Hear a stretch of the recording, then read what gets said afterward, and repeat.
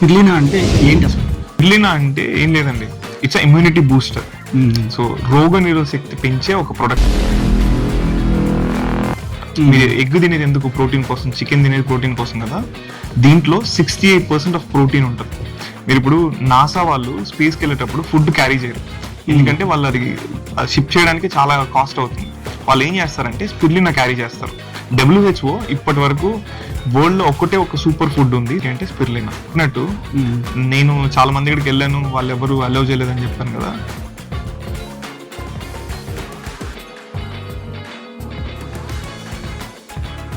నేర్పించాలి అని అనుకున్నాను. ఇప్పటి వరకు నాట్ లెస్ దాన్ ఒక 20,000 మెంబర్స్ కి నేర్పించుంటా, 20,000 మందికి నేర్పించుంటా నేను స్పిరులినా. స్టార్ట్ చేసే ఫార్ములా నేను ఫ్రీగా ఇస్తా. I don't charge anything. Customer ROI తీసుకోవాలి. ఎందుకు?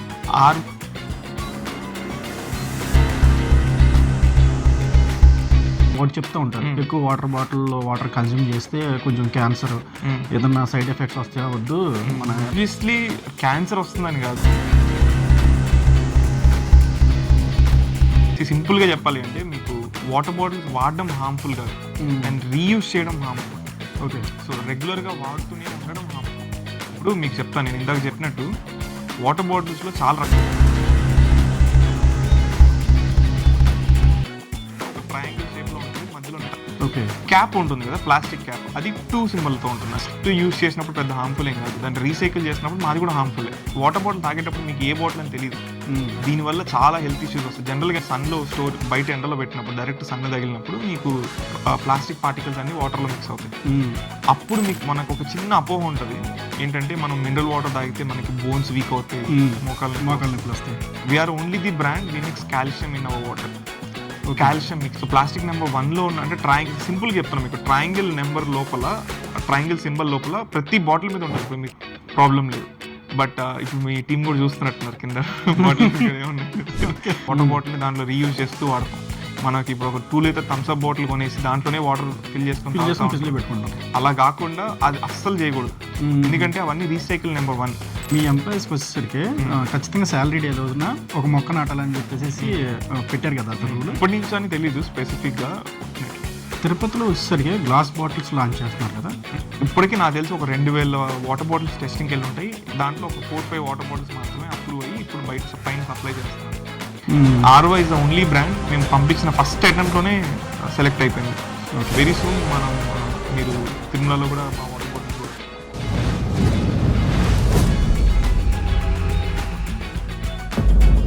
Thank you bro, thanks for accepting. నా ఫస్ట్ క్వశ్చన్ వచ్చేసరికి నార్మల్గా మేమందరం మీరు సక్సెస్ఫుల్ అయిపోయారు లైఫ్లో అనుకుంటున్నాం. అంటే మీరు దీనికంటే ముందు, బిజినెస్ కంటే ముందు ఒక డ్రీమ్ ఉంటుంది కదా, ఆ డ్రీమ్ అచీవ్ అయ్యారని మీరు అనుకుంటున్నారా ఇప్పటి వరకు? డ్రీమ్ ఏంటో తెలుసా నాకు, జాబ్ చేయకుండా బిజినెస్ స్టార్ట్ చేయాలి అనేసి. అది లాభం వస్తుందా నష్టం వస్తుందా పక్కన పెడితే నా ఫస్ట్ డ్రీమ్ అది. మనం జాబ్ చేయలేం, ఆబ్వియస్లీ మనసంతా బిజినెస్ మీదే ఉంది కాబట్టి మనం బిజినెస్ స్టార్ట్ చేయాలి, ఏదో ఒక బిజినెస్. సో నా కంపెనీకి నేను వర్క్ చేయాలనేది నా డ్రీమ్. అది అచీవ్ అయినట్టే కదా ఇప్పుడు అచీవ్ అయినట్టు. సెకండ్ గోల్ ఏంటి, దాన్ని ఎలా సక్సెస్ చేసాం అనేది నెక్స్ట్ది. సో ఫస్ట్ నా డ్రీమ్ వచ్చేసరికి నేను సక్సెస్ఫుల్ గానే అయ్యిందని అనుకుంటున్నా ప్రస్తుతానికి. అయిపోయింది. అంటే నేను ఎంతకంటే పెద్ద గోల్ పెట్టుకున్నారేమో అని చెప్పి క్యూరియాసిటీతో అడిగాను అనమాట. అది చాలా మందికి అది నిజంగా ఒక డ్రీమ్ లానే ఉంది కదా. నేను అది అచీవ్ చేశానంటే కొంచెం నాకు చాలా సాటిస్ఫై గా ఉందన్నమాట. ఓకే. సో దాన్ని రన్ చేయడం అనేది ఇంకా డెఫినెట్లీ మన చేతిలోనే ఉంటుంది. ఫస్ట్ బిజినెస్ ఏంటి మీరు చేసింది? ఫస్ట్ బిజినెస్ నేను మీకు అందరికి తెలిసి ఉంటుంది, 5 Star Chicken అని ఒక ఫ్రాంచైజీస్ ఉంటాయి. సో అది చేశాను అనమాట. చాలా తక్కువ ఇన్వెస్ట్మెంట్, బట్ మొత్తం ఆల్మోస్ట్ చాలా లాస్ అయింది. ఏజ్ లో ఒక 18 years 19 years ఏజ్ లో ఆ 3 lakhs 4 lakhs అనేది కూడా చాలా పెద్ద లాస్. సో దాని తర్వాత మళ్ళీ జాబ్ చేసాము ఒక 1 year. ఆ తర్వాత నేను జాబ్ చేసింది కూడా మనం కాలేజ్లో మన కాలేజ్ అయిపోయిన తర్వాత నేను క్యాంపస్ సెలక్షన్స్ లోనే సెలెక్ట్ అయ్యాను. థిక్ షేక్ ఫ్యాక్టరీ అని ఒక దాంట్లో సెలెక్ట్ అయ్యాను అనమాట. దాన్నే ఒక ఓన్ ఫ్రాంచైజీ తీసుకున్నాను చెన్నైలో. సో అది బాగానే జరిగింది, బట్ తర్వాత కోవిడ్ కి ముందు స్టార్ట్ చేశాను. కొంచెం స్ట్రగుల్స్ వల్ల అది ఏమవుతుందంటే నాకు మెయింటెనెన్స్ ఎవ్రీ మంత్ 3 lakhs అయ్యేది. So thick shake factory. So మనం అంతా ఆ ఏజ్ లో 20 years ఏజ్ లో మనకి బ్యాకప్ లేదు, హ్యాండిల్ చేయలేక కొంచెం లాసెస్ వచ్చింది, అది క్లోజ్ చేసాం. నార్మల్గా అసలు స్పిరులినా అంటే ఏంటి అసలు? నాలంటోడికి తెలియదు బ్రో. అసలు అది ఎలా వచ్చింది, ఏంటి అసలు దాని వల్ల యూజెస్? స్పిరులినా అంటే ఏం లేదండి, ఇట్స్ ఇమ్యూనిటీ బూస్టర్. సో రోగ నిరోధక శక్తి పెంచే ఒక ప్రొడక్ట్ అన్నమాట. ఇది మనం ఆర్టిఫిషియల్ గా తయారు చేసింది కాదు, ఇట్స్ అ న్యాచురల్ ప్రొడక్ట్. దీంట్లో హై ప్రోటీన్ ఎక్కడా లేనంత ప్రోటీన్ దీంట్లో ఉంటది అనమాట. మీరు ఎగ్ తినేది ఎందుకు? ప్రోటీన్ కోసం. చికెన్ తినేది ప్రోటీన్ కోసం కదా. దీంట్లో 68% ఆఫ్ ప్రోటీన్ ఉంటది. మీరు ఇప్పుడు నాసా వాళ్ళు స్పేస్కి వెళ్ళేటప్పుడు ఫుడ్ క్యారీ చేయరు, ఎందుకంటే వాళ్ళు అది షిప్ చేయడానికి చాలా కాస్ట్ అవుతుంది. వాళ్ళు ఏం చేస్తారంటే స్పిరులినా క్యారీ చేస్తారు. స్పిరులినాలో 19 వైటమిన్స్ ఉంటాయి, 19 మినరల్స్ ఉంటాయి. సో మీ బాడీకి కావాల్సినటువన్నీ స్పిరులినాలో ఒక టేబుల్ స్పూన్ లో ఉంటాయి అన్నమాట. సో మనం ఒక రోజుకి ఒక table spoon of spirulina consume చేస్తే చాలు. సో మీ బాడీకి కావాల్సిన వైటమిన్స్ అన్ని దాంట్లో దొరుకుతాయి. స్పిరులినా అంటే ఏంటంటే మీ రోగనిరోధక శక్తి పెంచుతుంది, మీ ప్రోటీన్ బాగా మీ బాడీని బూస్టప్ చేస్తుంది అనమాట. WHO ఇప్పటి వరకు వరల్డ్ లో ఒకటే ఒక సూపర్ ఫుడ్ ఉంది. సూపర్ ఫుడ్ అంటే మనిషికి ఇది ఉంటే చాలు అన్న ఒకే ఒక ఫుడ్ ప్రొడక్ట్ ఏంటి అంటే స్పిరులినా. ఇది ఒక్కటి ఉంటే మీరు లైఫ్ లీడ్ చేయొచ్చు, అంటే మీకు ఆ రోజు మీ బాడీకి కావాల్సినవన్నీ దొరుకుతాయని స్పిరులినాని డిఫైన్ చేశారు. స్పిరులినా అసలు థాట్ ఎప్పుడు వచ్చింది బ్రో? స్పిరులినా నేను ఈ థిక్ షేక్ ఫ్యాక్టరీ చేసేవాడిని. దాని తర్వాత అది కూడా లాసెస్ రావడం వల్ల నేను మళ్ళీ జాబే కంటిన్యూ చేశాను కొన్ని రోజులు. సో నెక్స్ట్ ఏంటి అంటే నాకు ఈ జాబ్ చేయడం అనేది చాలా పెద్ద భారంగా అనిపించేది నాకు. సరే ఏదో నేను చిన్నప్పటి నుంచి మా ఊర్లో అస్సలు లేను. జనరల్ గా అందరికి ఏంటంటే సిటీ వెళ్ళాలి, సిటీలో సెటిల్ అవ్వాలనే ఉద్దేశం ఉంటుంది. బట్ నాకేంటంటే నేను మా సొంత ఊర్లోనే ఉండాలి అనేది నా ఉద్దేశం. అది చాలా మా విలేజ్ లోనే ఉండాలనేది నాకు చిన్నప్పటి నుంచి ఒక పెద్ద కోరిక అనమాట. నేను చిన్నప్పటి నుంచి హైదరాబాద్ లో, నెల్లూరు, తిరుపతి, చెన్నై అలా ఎప్పుడు బయట చదివిందే స్టడీస్ కోసం. ఎప్పుడు మా ఊర్లో లేను, ఎప్పుడు హాలిడేస్కి వెళ్ళడం తప్ప. సో నాకు ఎప్పటి నుంచో మా ఊర్లోనే ఉండాలని డ్రీమ్ అనమాట. సో మనం విలేజ్ లో స్టార్ట్ చేయగలిగే బిజినెస్ ఏంటి అని చూసా ఫస్ట్ నేను. ఫస్ట్ మనకు వచ్చే ఐడియా ఏంటంటే డైరీ ఫార్మ్ పెట్టడం ఎగ్జాక్ట్లీ. సో నేను అప్పుడేం చూసానంటే ఒక 10 డైరీ ఫార్మ్స్ పెడుతుంటే 5 క్లోజ్ అయిపోతున్నాయి. రీజన్ ఏదైనా కావచ్చు, మ్యాన్ పవర్ మెయింటైన్ చేయడం, అన్ని క్లోజ్ అయిపోతుంది. సరే ఇలా కాదు, మనం పెడితే క్లిక్ అయ్యేటట్టు విలేజ్ లో ఏం చేయగలం, పౌల్ట్రీ ఫార్మ్స్ అని చాలా చూసాం. ఈ స్పిరులినా అనేది నేను ఎక్కడో ఒక ఆర్టికల్ ద్వారా చదివాను అనమాట. సో ఇన్ని టన్స్ ఆఫ్ స్పిరులినా ఇండియాకి ఇంపోర్ట్ అవుతుంది అనేసి. ఇప్పుడు మనం చిన్నప్పటి నుంచి చదువుకుంటూనే వచ్చాం కదా, India is an agriculture land అని.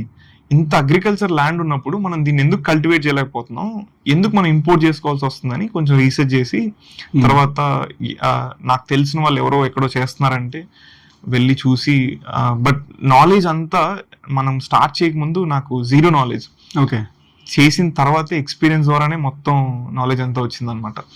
నేను స్టార్ట్ చేసినప్పుడు ఇండియా మొత్తంలో ఒక 4-5 మెంబర్స్ స్టార్ట్ చేస్తున్నారు అంతే, నాకు తెలిసి ఫింగర్స్ మీద కౌంట్ చేయొచ్చు ఎంతమంది చేస్తున్నారు అనేసి. నేను అందరి దగ్గరికి వెళ్ళాను, ఆల్మోస్ట్ చాలా మంది దగ్గరికి వెళ్ళాను. ఎవరు వాళ్ళ గేట్ లోపలికి కూడా అలౌ చేయలేదు. నాకు అనిపించేది ఇదేం పెద్ద రాకెట్ సైన్స్ అయ్యింది, ఎందుకు ఎవరు అలౌ చేయట్లేదు ఏంటి అనేసి. సరే ఏదో స్టార్ట్ చేసాం ఒక బిలీఫ్ తో. సో గూగుల్లో కూడా అంత ఇన్ఫర్మేషన్ లేదు.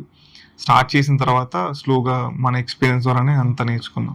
R&D చేయలేదా బ్రో దీనికి ముందు స్పిరులినాకి? లేదు, యాక్చువల్లీ ఏమైందంటే ఫస్ట్ నాకు తెలీదు. సో మెయిన్ ఏంటంటే దీంట్లో ప్రోటీన్ అనేది ఎంత ఇంపార్టెంటో, మీ స్పిరులినాకి డిమాండ్ ఉంది లేదా తెలుసుకోవాలి అంటే మీ ప్రోటీన్ కాంటెంట్ ఎంత ఉంది అనే దాన్ని బట్టి మీకు మీ ప్రైస్ ఉంటుంది అనమాట, మీ ప్రొడక్ట్ కి ప్రైస్. సో నేను స్టార్ట్ చేసినప్పుడు నేను గూగుల్లో ఉన్న ఏదో ఫార్ములాస్ వాడేసామని.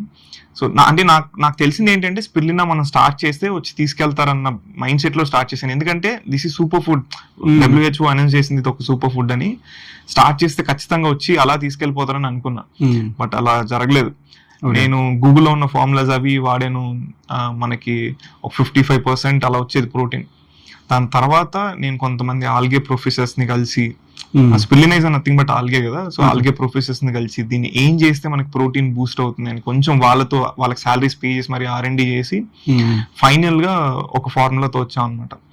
ఇప్పుడు మన formula we're getting 68% of protein value.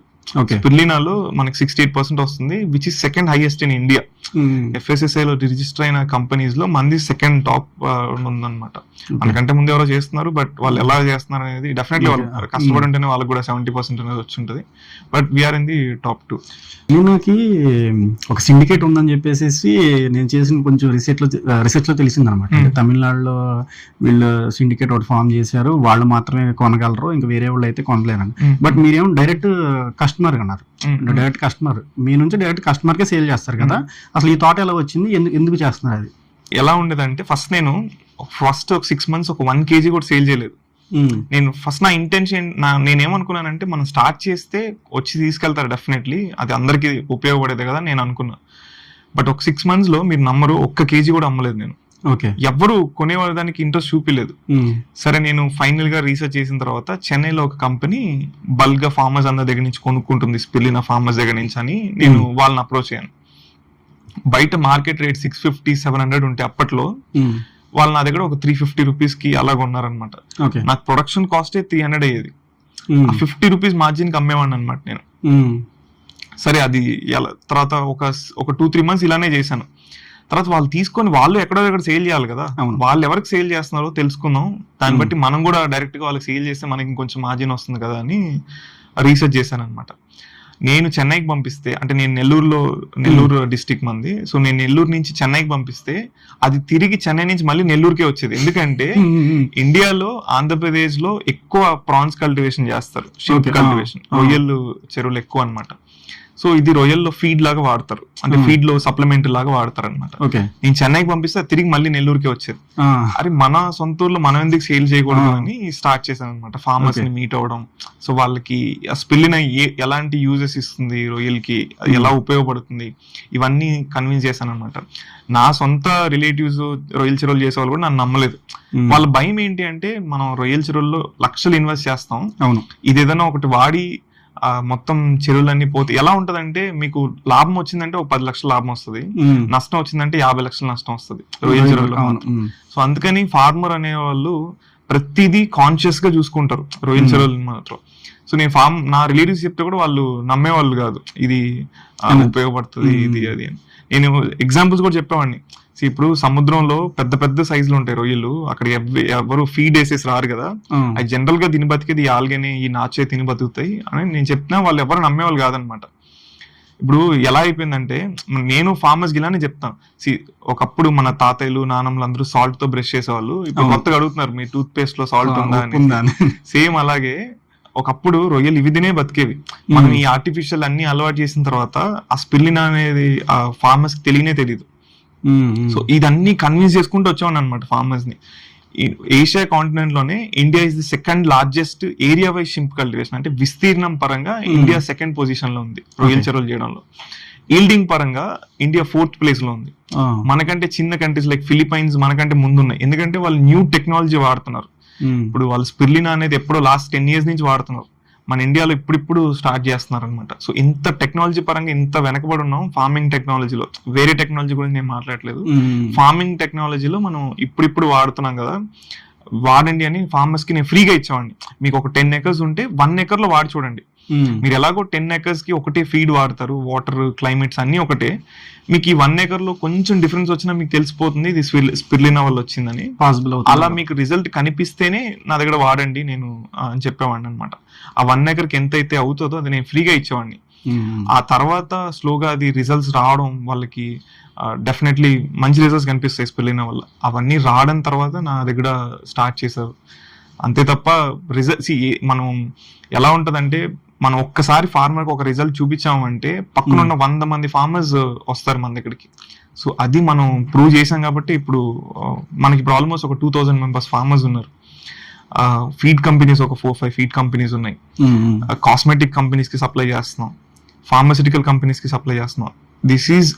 ఇది అంతా ఎలా జరిగింది అంటే మనం వాళ్ళకి ప్రూవ్ చేయగలిగాం కాబట్టే జరుగుతుంది.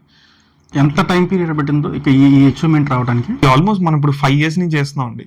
ఇది ఓవర్ నైట్ లో వచ్చిన సక్సెస్ అయితే కాదు. సో ఫస్ట్ నేను చెప్పినట్టు ఫస్ట్ 6 months 1 kg కూడా సేల్ చేయలేదు. ఆ తర్వాత చిన్నగా మనం స్టార్ట్ చేయడం, తర్వాత ఫార్మర్స్ కి రిజల్ట్స్ రావడం. ఇప్పుడు ఎలా ఉంటదంటే, మీరు ఒక ఫార్మర్ అనుకోండి, నేను మీ దగ్గరకు వచ్చి మీకు కన్విన్స్ చేసి మిమ్మల్ని వాడమని చెప్పిన తర్వాత మీ ఫామ్ లో మీకు రిజల్ట్స్ వచ్చిందంటే ఆబ్వియస్లీ మీ పక్కన ఉన్న ఫార్మర్ ఎలా వచ్చింది రిజల్ట్స్ అని ఎంక్వైరీ చేసి మళ్ళీ నా దగ్గరకు వచ్చేవాళ్ళనమాట. మీరు మీ ఫ్రెండ్స్ కి చెప్పేవాళ్ళు నేను ఇది వాడాను, మీరు వాడండి ఇంకో మంచి రిజల్ట్స్ వస్తాయని. అలా నేను ఫస్ట్ గుడివాడ వెళ్ళాను, గుడివాడలో ఒక ఫార్మర్ తో మాట్లాడాను, మీకు రిజల్ట్స్ నచ్చితేనే మీ ఫ్రెండ్స్ కి షేర్ చేయమని చెప్పాను. అతని ద్వారా ఇంకొక 5 మంది వచ్చారు. నేను భీమవరం వెళ్ళాను, అతని ద్వారా అక్కడ ఒకరితో మాట్లాడితే ఆయన వల్ల ఇంకొక 5 members వచ్చారు. అట్లా ప్రతి ప్లేస్ నుంచి ఒకరిని పిక్ చేసుకొని వాళ్ళకి ఫ్రీగా శాంపుల్ సప్లై చేసేవాడిని. ఆ రిజల్ట్స్ చూసి నాకు ఇంకొక 10 మంది వచ్చేవాళ్ళు అనమాట. సో ఇది ఆల్మోస్ట్ ఒక 2-3 years సరే టైం పట్టింది అనమాట. ఆ తర్వాత మనం ఫీడ్ కంపెనీస్ మనల్ని అప్రోచ్, ఇప్పుడు ఎలా ఉంటుందంటే ఇంతకుముందు ప్రోటీన్ దాంట్లో ఇప్పుడు ఒక ఫీడ్ బ్యాగ్ లో ప్రోటీన్ కూడా ఉంటుంది. ఆ ప్రోటీన్ కోసం కంపెనీస్ అని ఏం చేయాలంటే సోయా వాడేవాళ్ళు అనమాట. సో సోయాలో ఏంటంటే ఒక 20% ప్రోటీన్ మాత్రమే ఉంటుంది, స్పిర్లినాలో 68% ప్రోటీన్ ఉంటుంది. సో ఇది కంపెనీస్కి నేను అర్థమయ్యేటట్టు చెప్పి, మనకు తెలియని చాలా కంపెనీస్ కూడా ఇది వాడుతుంటాయి, పేర్లు ఎందుకు కానీ చాలా బ్రాండ్స్ స్పిర్లినా వాడుతుంటాయి అనమాట. వాళ్ళందరినీ మీట్ అయ్యి వాళ్ళతో మాట్లాడి కన్విన్స్ చేసి ఇప్పుడు స్లోగా మనం ఒక 4 ఫీడ్ కంపెనీస్కి సప్లై చేస్తున్నాం. కాస్మెటిక్ ఇండస్ట్రీస్లో కూడా ఇప్పుడిప్పుడు బూమ్ అవుతుంది స్పిర్లినా. సో నాకు తెలిసి ఫ్యూచర్ చాలా ఉంది స్పిర్లినా ఫార్మింగ్ పైన.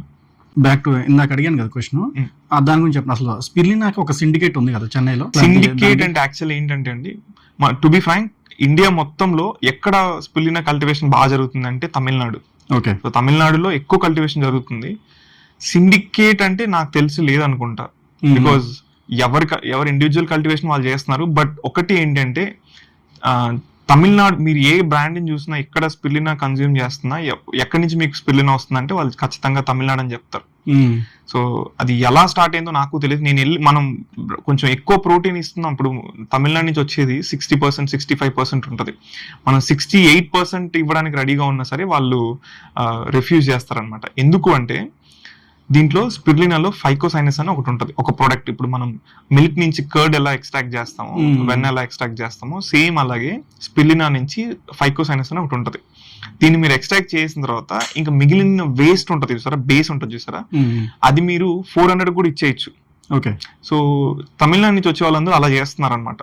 సో అందుకని మార్కెట్లో ఎలా ఉందంటే మీరు 68 ఇచ్చినా సరే మీరు 850కి 900కి సేల్ చేస్తున్నారు, వాళ్ళది 400కి 500కి దొరుకుతుంది కదా అని అంటున్నారు అనమాట. ఇలా తమిళనాడు అంతా ఇదే జరుగుతుంది. ఓకే. సో వాళ్ళంతా ఎక్స్ట్రాక్ట్ చేసి మిగిలింది పౌడర్ మనకి కస్టమర్స్ కి ఇస్తున్నారు. కాబట్టి కస్టమర్స్ లో ఒక చిన్న అపోహ ఏంటంటే చెన్నై వాళ్ళు తక్కువ రేట్కి ఇస్తున్నారు అనే ఒక ఇది ఉందన్నమాట. అంతే తప్ప సిండికేట్స్ అనేది నాకు తెలిసి అన్ని బిజినెస్ ఎలాగో స్పిర్లినా బిజినెస్ కూడా అంతే. సో నాకు తెలిసి అలా సిండికేట్ ఏం లేదు. ఫ్రాంచైజీ ఏమైనా ఇచ్చారు ఇది స్పిర్లినా? ఫ్రాంచైజీ ఏం లేదు. నేను ఇంతకు ముందు చెప్పినట్టు నేను చాలా మంది దగ్గరికి వెళ్ళాను, వాళ్ళు ఎవరు అలౌ చేయలేదని చెప్పాను కదా. నేను ఆ స్ట్రగుల్ ఏంటో నేను చూసాను. ఒక గేట్ ముందరికి వెళ్ళాడు, మిమ్మల్ని లోపలికి అలౌ చేయకపోతే ఎంత ఇదిగా ఉంటుందని. నేను స్టార్ట్ చేసినప్పుడు అదే అనుకున్నా, మన దగ్గరికి ఎవరన్నా వచ్చి నన్ను హెల్ప్ అడిగితే నేను డెఫినెట్లీ నేర్పించాలి అని అనుకున్నా. ఇప్పటి వరకు నాట్ లెస్ దాన్ ఒక 20,000 మెంబర్స్ కి నేర్పించుంటా, 20,000 మందికి నేర్పించుంటా నేను స్పిర్లినా. స్టార్ట్ చేసిన వాళ్ళకి నా ఫార్ములా నేను ఫ్రీగా ఇస్తా, ఐ డోంట్ చార్జ్ ఎనీథింగ్. నేను ఒకటే వాళ్ళకి కూడా చెప్పేది ఏంటంటే, మీరు రేపు స్టార్ట్ చేసిన తర్వాత ఎవరైనా మీ దగ్గరకు వచ్చి నేర్చుకోవాలి అనుకుంటే వాళ్ళు కూడా మీరు ఫ్రీగానే నేర్పించండి, డబ్బులు తీసుకోవద్దు. ఎందుకు ఇది నా ఇంటెన్షన్ ఎందుకు అంటే, ఒకటి నేను స్ట్రగుల్ అయ్యాను కాబట్టి వాళ్ళకి నేను చేస్తున్నా, నా వల్ల ఇంకొక స్ట్రగుల్ అవ్వకూడదని. సెకండ్ థింగ్ ఏంటంటే స్పిర్లినాకి అవేర్నెస్ ఇంకా రావాలి. ఇప్పుడు సింపుల్ గా చెప్పాలంటే 5 years బ్యాక్ డ్రాగన్ ఫ్రూట్ అంటే ఎవరికి తెలియదు. అవును. ఇప్పుడు ఎక్కడ పట్టినా డ్రాగన్ ఫ్రూట్ దొరుకుతుంది. ఎందుకు అంటే పండించే వాళ్ళు పెరిగారు, number of cultivators was increased. అందుకని నెంబర్ ఆఫ్ కన్జ్యూమర్స్ కూడా పెరిగారు, కొనేవాళ్ళు కూడా పెరిగారు. పండించే వాళ్ళు పెరిగితే ఆబ్వియస్లీ కొనేవాళ్ళు కూడా పెరుగుతారు. సేమ్ అలాగే స్పిర్లినా కూడా కల్టివేట్ చేసే వాళ్ళు పెరిగితే బయర్స్ కూడా పెరుగుతారన్న ఒక చిన్న ఇదితోనే నేను అవేర్నెస్ స్ప్రెడ్ చేస్తున్నాను. ఇప్పుడు మీరు ఎడ్యుకేషన్ అయిపోయిన తర్వాత బిజినెస్ లోకి వస్తా అంటే అసలు మీ ఇంట్లో వాళ్ళకి రియాక్షన్ ఏంటి? ఆబ్వియస్లీ వద్దని, ఇప్పుడు కూడా వద్దని చెప్తారు. ఇప్పుడు నేను ఇన్ని చేస్తున్నా సరే ఇంకొకటి స్టార్ట్ చేస్తారంటే మా ఇంట్లో మా అమ్మ మా నాన్న వద్దనే చెప్తారు. మా డాడీ వద్దనే చెప్తాడు. ఇప్పుడు దాకా ఎప్పుడు ఫస్ట్ మీటింగ్ లో సరే చెయ్యి అని చెప్పింది లేదు. ఆబ్వియస్లీ వద్దనే చెప్తారు. బట్ ఒకసారి ఎస్ చెప్పిన తర్వాత నాకంటే ఎక్కువ వాళ్ళే కష్టపడతారు. ఇప్పుడు ఆర్వాలో కూడా ఇనిషియల్ స్టెప్ తీసుకున్నప్పుడు నేను నా ఫ్రెండ్ కలిసి స్టార్ట్ చేద్దాం అనుకున్నాం. ఫస్ట్ మా డాడీ వద్దనే చెప్పారు. ఒకసారి ఎస్ చెప్పిన తర్వాత నా ఇన్వాల్వ్మెంట్ చాలా తక్కువ. స్క్రాచ్ నుంచి కన్స్ట్రక్షన్ లో కావచ్చు ఆర్ సివిల్ వర్క్స్ లో కావచ్చు అంతా నాకంటే ముందు మా డాడీ ఉండే చూసుకుంటారు. అట్లా నాకు బిగ్గెస్ట్ సపోర్ట్ వాళ్ళే. ఆబ్వియస్లీ ఇప్పుడు మీ ఫ్యామిలీలో ఇంకా మీరు వద్దు జాబ్కి వెళ్ళాలి అంటే మీరు వాళ్ళని ఎదిరి చేంజ్ చేయలేరు కదా. నేను ఇప్పటి వరకు మీరు నమ్మరు, ఇనిషియల్ గా ఒక 3 బిజినెస్ లాస్ అయి ఉంటాయి.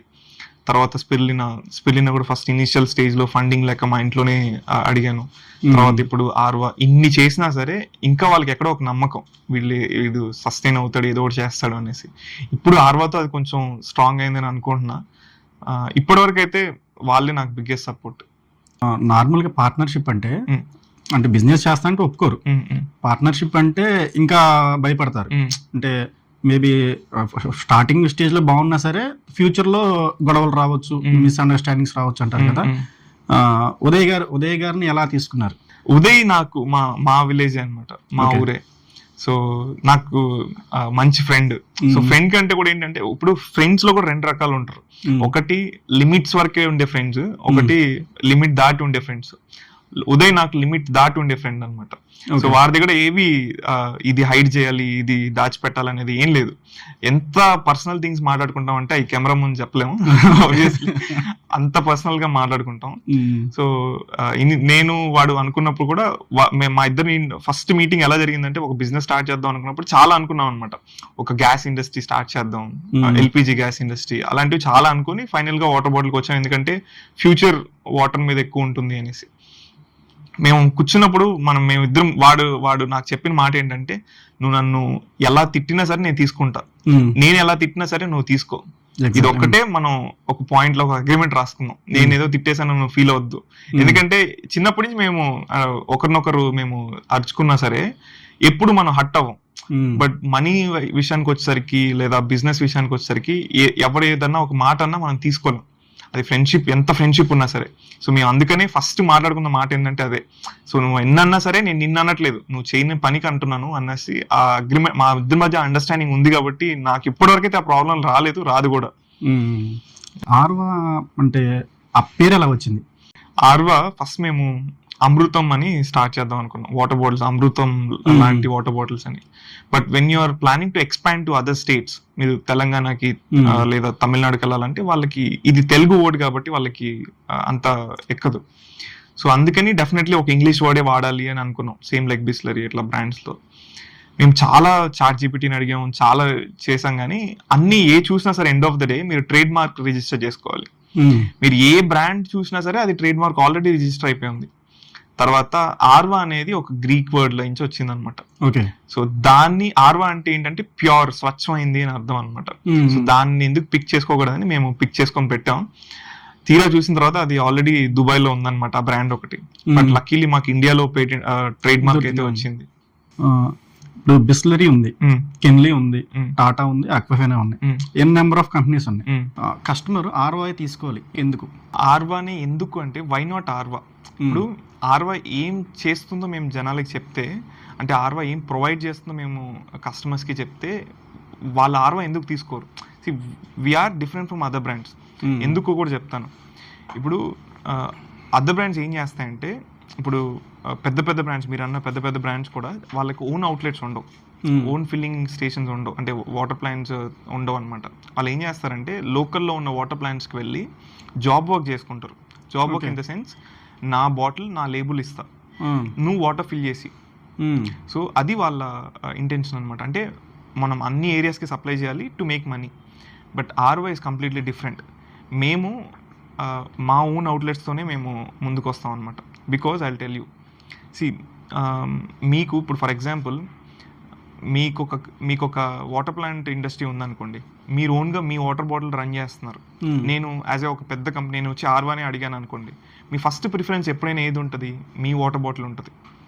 అర్థమైందా? మీ వాటర్ బాటిల్ మీకు కావాల్సిన రిక్వైర్మెంట్ అంతా ఫిల్ అయిపోయిన తర్వాతే వేరే బ్రాండ్ గురించి ఆలోచిస్తారు.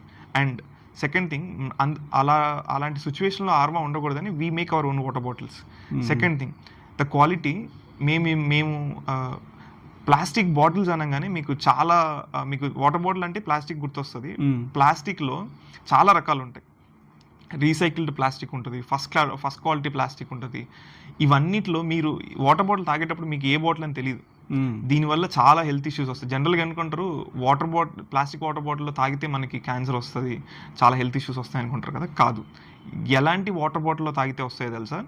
ఫస్ట్ థింగ్, రీసైకిల్డ్ ప్లాస్టిక్తో మనం వాటర్ బాటిల్ చేయొచ్చు. ఓకే. సో అలాంటి వాటర్ బాటిల్స్ మనం సన్లో బయట ఎండలో పెట్టినప్పుడు, డైరెక్ట్ సన్ తగిలినప్పుడు మీకు ప్లాస్టిక్ పార్టికల్స్ అన్ని వాటర్లో మిక్స్ అవుతాయి. అప్పుడు మీకు క్యాన్సర్ అని కావచ్చు, ఏదైనా హెల్త్ ఇష్యూస్ వచ్చే ఇది అవ్వచ్చు. We don't use recycle plastic. Okay. మేము ఫస్ట్ క్వాలిటీ ప్లాస్టిక్ మాత్రమే వాడతాం. దీనివల్ల ఏమవుతుందంటే, మేము ఇచ్చే 6 months పీరియడ్లో సన్లైట్ పడ్డా కానీ మనకి అంత ఫ్రీక్వెంట్గా ప్లాస్టిక్ రిలీజ్ అవ్వదు వాటర్లోకి. So we make sure that we do best quality of water bottles. Second thing, జనరల్గా వాటర్ బాటిల్ మనకు ఒక చిన్న అపోహ ఉంటుంది ఏంటంటే, మనం మినరల్ వాటర్ తాగితే మనకి బోన్స్ వీక్ అవుతాయి, మోకాలు నొప్పులు వస్తాయి. We're only the brand we mix calcium in our water. Calcium mix చేస్తాం. No other brand was doing it. ఏ బ్రాండ్ కూడా కాల్షియం మిక్స్ చేయదు వాటర్లో. దీనివల్ల ఏంటంటే మీ బోన్స్ స్ట్రాంగ్ అవుతాయి, మీ ఇమ్యూనిటీ బూస్ట్ అవుతుంది. And majority of all the brands ఏం చేస్తాయి, మీరు అడిగారు కదా ఆర్వాకి వేరే బ్రాండ్స్కి డిఫరెన్స్ ఏంటని. మీరు ఏ పెద్ద బ్రాండ్స్ తీసుకున్నా వాళ్ళు ఏం చేస్తారంటే, రా వాటర్లో అంటే గ్రౌండ్ వాటర్ నుంచి వచ్చే వాటర్లో మినరల్స్ అన్ని ఎక్స్ట్రాక్ట్ చేసి ప్లెయిన్ వాటర్లో వాళ్ళకి కావాల్సిన మినరల్స్ యాడ్ చేస్తారు. ఓకే, అలా చేయాల్సిన అవసరం లేదు. ఎందుకంటే గ్రౌండ్ వాటర్లో మన ప్రతి మినరల్ ఉంటుంది. కాకపోతే ఒక ఏరియాలో ఒక మినరల్ ఎక్కువ ఉంటుంది, ఇంకొక ఏరియాలో ఒక మినరల్ తక్కువ ఉంటుంది. ఒక ఏరియాలో ఫ్లోరిన్ ఎక్కువ ఉండొచ్చు, ఇంకో దాంట్లో తక్కువ ఉండొచ్చు. ఒక ఏరియాలో సాల్ట్ కంటెంట్ ఎక్కువ ఉండొచ్చు, ఒక దగ్గర తక్కువ ఉండొచ్చు. అందుకే వాటర్ డిఫరెంట్ టేస్ట్ ఉంటాయి ఒక్కొక్క ఏరియాలో. సో మేమేం చేస్తామంటే రా వాటర్ని టెస్ట్ చేసి మనకి కావాల్సిన మినరల్స్ ఏవి ఉన్నాయో దాన్ని ఒక్కటి కూడా ఎక్స్ట్రాక్ట్ చేయం. కాకపోతే ఏవి ఎక్కువ ఉన్నాయో అవి మాత్రం తగ్గిస్తాం. ఇప్పుడు ఫర్ ఎగ్జాంపుల్ సాల్ట్ కంటెంట్ ఎక్కువ ఉంది, will try to reduce the salt content. అలా చేసి మేము ఒక్క మినరల్ కూడా ఎక్స్ట్రాక్ట్ చేయకుండా అడిషనల్గా ఒక కాల్షియం అనేది ఇస్తాం. అందుకే మీరు ఏ వాటర్ బాటిల్ టేస్ట్ చేసి ఆర్వా టేస్ట్ చేసినా మీకు ఆ మినరల్స్ అనే ఫ్లేవర్ రాదు. మీకు రా వాటర్ ఎలా ఉన్నాయో అలానే ఉంటుంది మీకు మన వాటర్. అది డెఫినెట్లీ మీకు టేస్ట్ నచ్చిందని అనుకుంటున్నా. ఒకటి వచ్చేసరికి నెక్స్ట్ స్పిర్లినాకి మీరు R&D చేయలేదు, బట్ ఆర్వాకి చేశారా? చాలా చేసాం.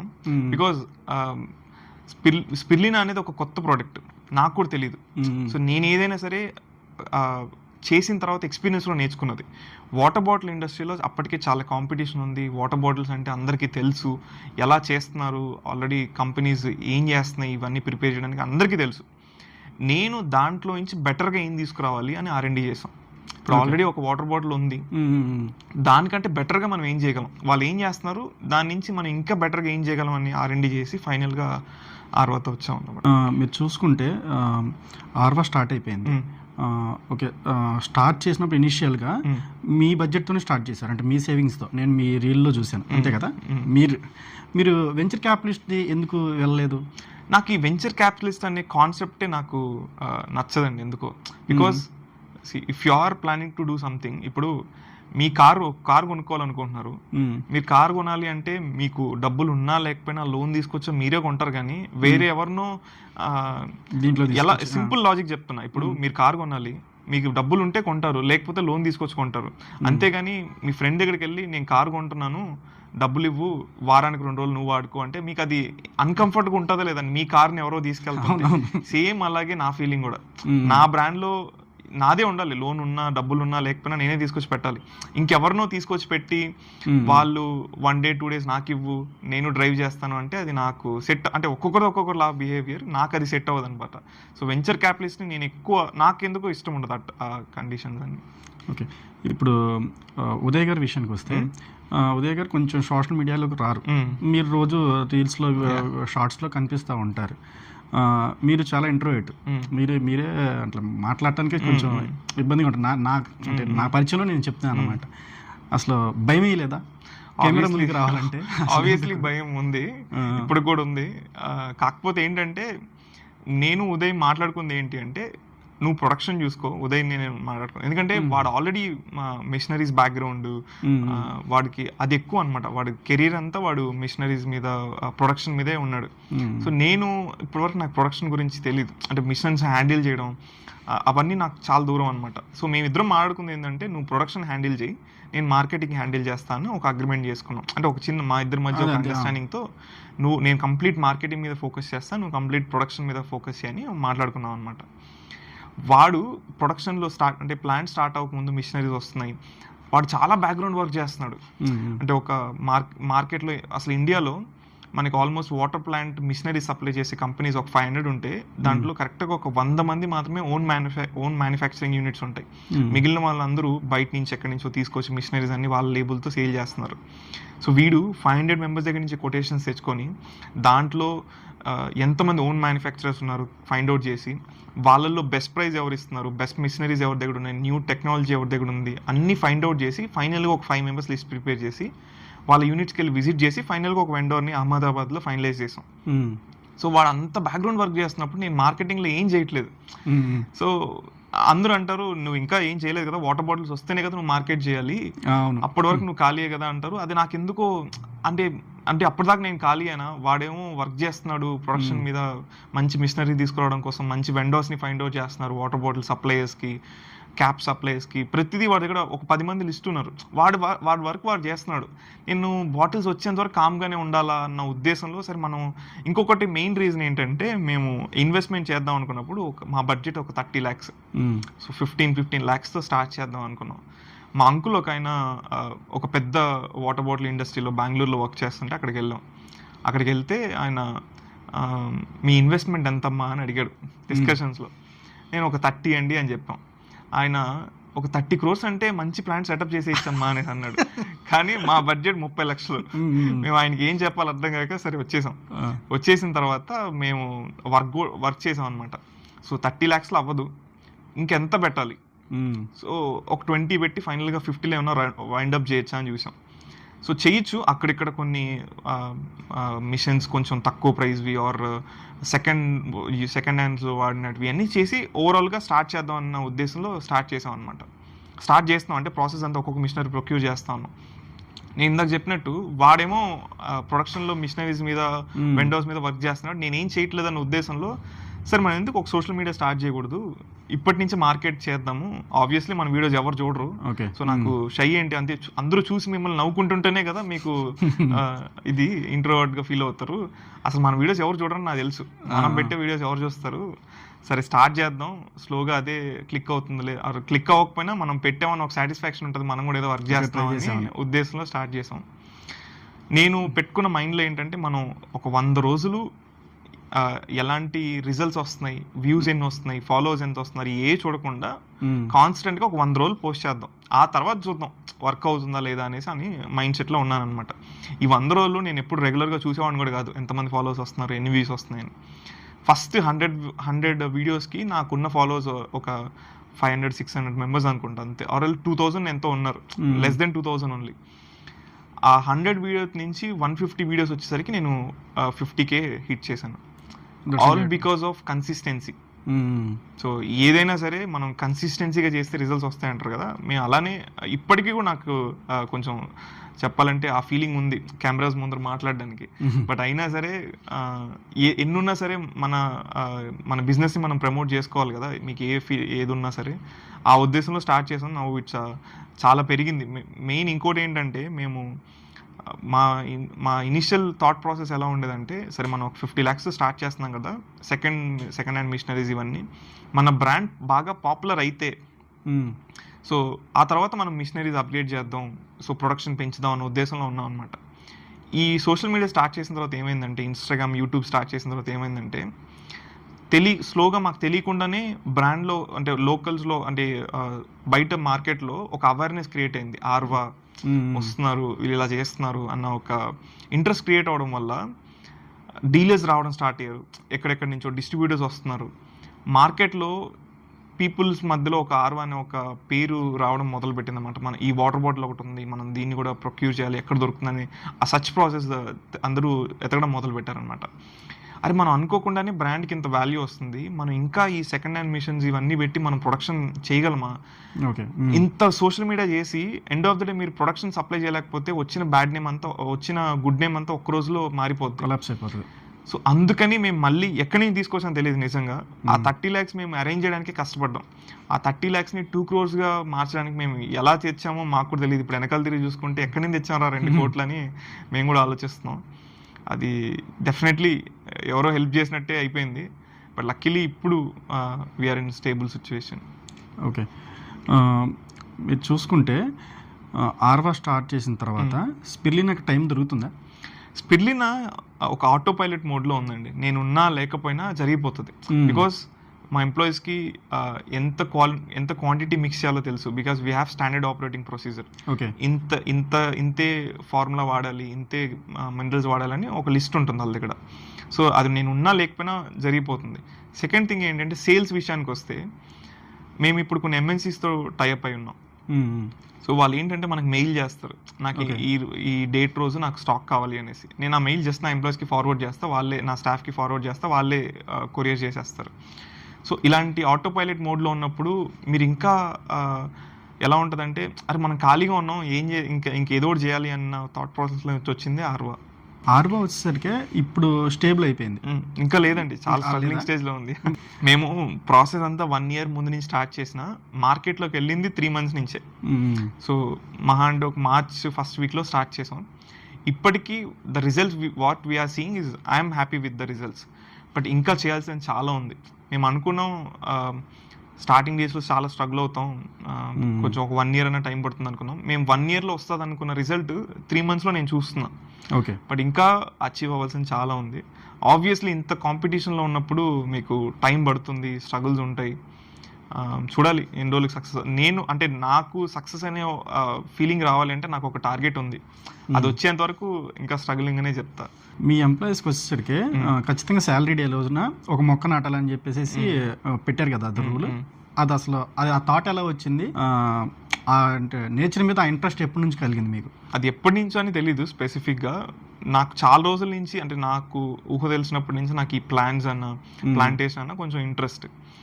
సో దాన్ని నేను ఎప్పుడు ఫ్రెండ్స్కి ప్లాంట్స్ డొనేట్ చేయడం ఆర్ ప్లాంటేషన్ చేయడం ఇలా చేస్తూ వచ్చానే తప్ప, ఆర్వా స్టార్ట్ చేసినప్పుడు నా ఫీలింగ్ ఏంటంటే, అరే మనకి కొంచెం ఈ నేచర్ అంటే ఇష్టం ఉంది, ఆర్వా వల్ల ఈ ప్లాస్టిక్ వల్ల ఎంతో కొంత డ్యామేజ్ అయితే ఉంటుంది. మేము ఎన్ని ప్రికాషన్స్ తీసుకున్నా ఎర్త్కి నేచర్కి ఎంతో కొంత పొల్యూషన్ అయితే చేస్తున్నాం మనం, దాన్ని రిపేర్ చేయడానికి మనం ఏమైనా చేయగలమా అని ఆలోచించాం అనమాట. సో నేను మా ఎంప్లాయీస్కి ఏం చెప్పానంటే, ఫస్ట్ మా ఎంప్లాయీస్ ఇద్దరే. ఓకే, సో ఇద్దరు ఉన్నప్పటి నుంచి నేను చెప్పాను అనమాట, మీకు శాలరీ వచ్చే రోజు ఒక ప్లాంటేషన్ చేయండి, చూద్దాం ఎంతవరకు కంటిన్యూ చేయగలుగుతాం చూద్దాం. నేనే ఇనీషియల్గా తెచ్చేవాడిని ప్లాంట్స్ ఇచ్చి, మీరు ప్లాంటేషన్ చేయండి, దాన్ని మీరే టేక్ కేర్ చేయాలి, వాటరింగ్ ఇవ్వడం కానీ ఇవన్నీ మీరే చూసుకోవాలి అని నేను చెప్పేవాడిని అనమాట. ఇద్దరు ఉన్నప్పుడు బాగానే ఉండేది. సో తర్వాత ఆ ఇద్దరు కాస్త 5 మంది అయ్యారు, 5 మంది 10 మంది అయ్యారు, 10 మంది 20 మంది అవుతున్నారు. లాస్ట్ January నుంచి we're running with 30 employees, drivers, marketing వాళ్ళు అందరూ కలిసి. అంటే మీరు ఒక పర్ మంత్ మీరు 30 ప్లాంటేషన్స్ చేస్తే, మేము ఈ 6 monthsలో మేము 3 monthsకి మాకు మార్చ్ నుంచి ప్రొడక్షన్ స్టార్ట్ అయింది కదా, ఫుల్ ఫ్లెడ్జ్ మ్యాన్ పవర్ అంతా మార్చ్ నుంచి ఉంది. ఈ 3 monthsలో మేము ఆల్మోస్ట్ ఒక 90 ప్లాంటేషన్స్ చేసాం. Great achievement. సో ఈ ఇయర్ ఎండింగ్కి ఐ థింక్ మేము ఒక 300+ ప్లాంటేషన్స్ చేస్తాం. సో నేను ఇనిషియల్గా అనుకుంది, సర్లే మనం ఒక 2 ప్లాంటేషన్ అయినా చేస్తాం కదా అని అనుకున్నాం. బట్ అది స్లోగా పెరుగుతూ వెళ్తుంది. పెరుగుతున్నప్పుడు మీరు ఇంకా ఎక్కువ ప్రికాషన్స్ తీసుకోవాలి కాబట్టి మేము ఎక్స్ట్రా ల్యాండ్ ప్రొక్యూర్ చేసాం ప్లాంటేషన్ చేయడానికి. ఇప్పుడు మీరు మా ఫ్యాక్టరీకి వచ్చి చూస్తే పక్కనంతా ప్లాంటేషన్సే ఉంటాయి, ఇంకా ప్లేస్ లేదు. మేము అదే గవర్నమెంట్ అప్రోచ్ అయ్యి గవర్నమెంట్ ల్యాండ్స్లో ప్లాంటేషన్ చేద్దాం అన్న ప్రాసెస్లో కూడా ఉన్నాం. అంటే ఒక ఇనిషియేటివ్ తీసుకున్న తర్వాత అది కష్టమో నష్టమో దాన్ని కంటిన్యూ చేయాలి, వెళ్ళిపోవాలి. సో ఆర్వో వెళ్ళిపోతుంది, సరే, దీంట్లో స్ట్రగ్లింగ్లో ఉన్నారు. మళ్ళీ ఈ న్యాచురల్స్ ఎలా వచ్చింది ఈ థాట్? ఇది యాక్చువల్లీ నా కోసం స్టార్ట్ చేసింది కాదు, ఆర్వా న్యాచురల్ ప్రొడక్ట్స్ అని. నేను జనరల్గా నా ఫ్రెండ్స్ ఎవరైనా ఫైనాన్షియల్గా స్ట్రగుల్లో ఉంటే మనం ఏం చేసి ఇవ్వగలం వాళ్ళకైనా ఆలోచిస్తాను. సో ఈ ఆర్వా న్యాచురల్ ప్రొడక్ట్స్ అనేటివి మనం వాళ్ళ కోసం, నా ఫ్రెండ్ కోసం స్టార్ట్ చేశాను, నా కజిన్ కోసం. సో చేసి వాళ్ళకి హ్యాండ్ ఓవర్ చేద్దాం అనుకున్నాం. బట్ అది స్టార్టింగ్లో చాలా, ఎందుకంటే ఆన్లైన్లో న్యాచురల్ ప్రొడక్ట్స్ అనేది చాలా తక్కువ మంది వాడతారు. ఆరెంజ్ పీల్ పౌడర్ ఇలాంటివి చాలామందికి తెలియదు, రోజ్ పెటల్ పౌడర్ తెలిసినా ఇప్పుడు ఎలా అయిపోయిందంటే, కాస్మెటిక్ ఇండస్ట్రీస్లో చాలా రావడం వల్ల మీరు ఫ్యాన్సీగా ఉన్న ప్రొడక్ట్సే వాడతారు తప్ప న్యాచురల్ ప్రొడక్ట్స్ ఎవరు వాడరు. ఎందుకంటే మీకు ఫ్యాన్సీ ప్రొడక్ట్స్ ఎలా ఉంటాయంటే ఇన్స్టెంట్ రిజల్ట్స్ చూపించడం, ఇన్స్టెంట్ సైడ్ ఎఫెక్ట్స్ కూడా చూపిస్తాయి. ఈ న్యాచురల్ ప్రొడక్ట్స్ అనేది చాలా తక్కువ వాడతారు. మనం ఎందుకు దాని మీద ఫోకస్ చేయకూడదు? నాకు తెలిసి ఆంధ్రాలో కానీ తెలుగు స్టేట్స్లో కానీ న్యాచురల్ ఈ face cream powders or cosmetic powders వాడేవాళ్ళు ఎవరు లేరు.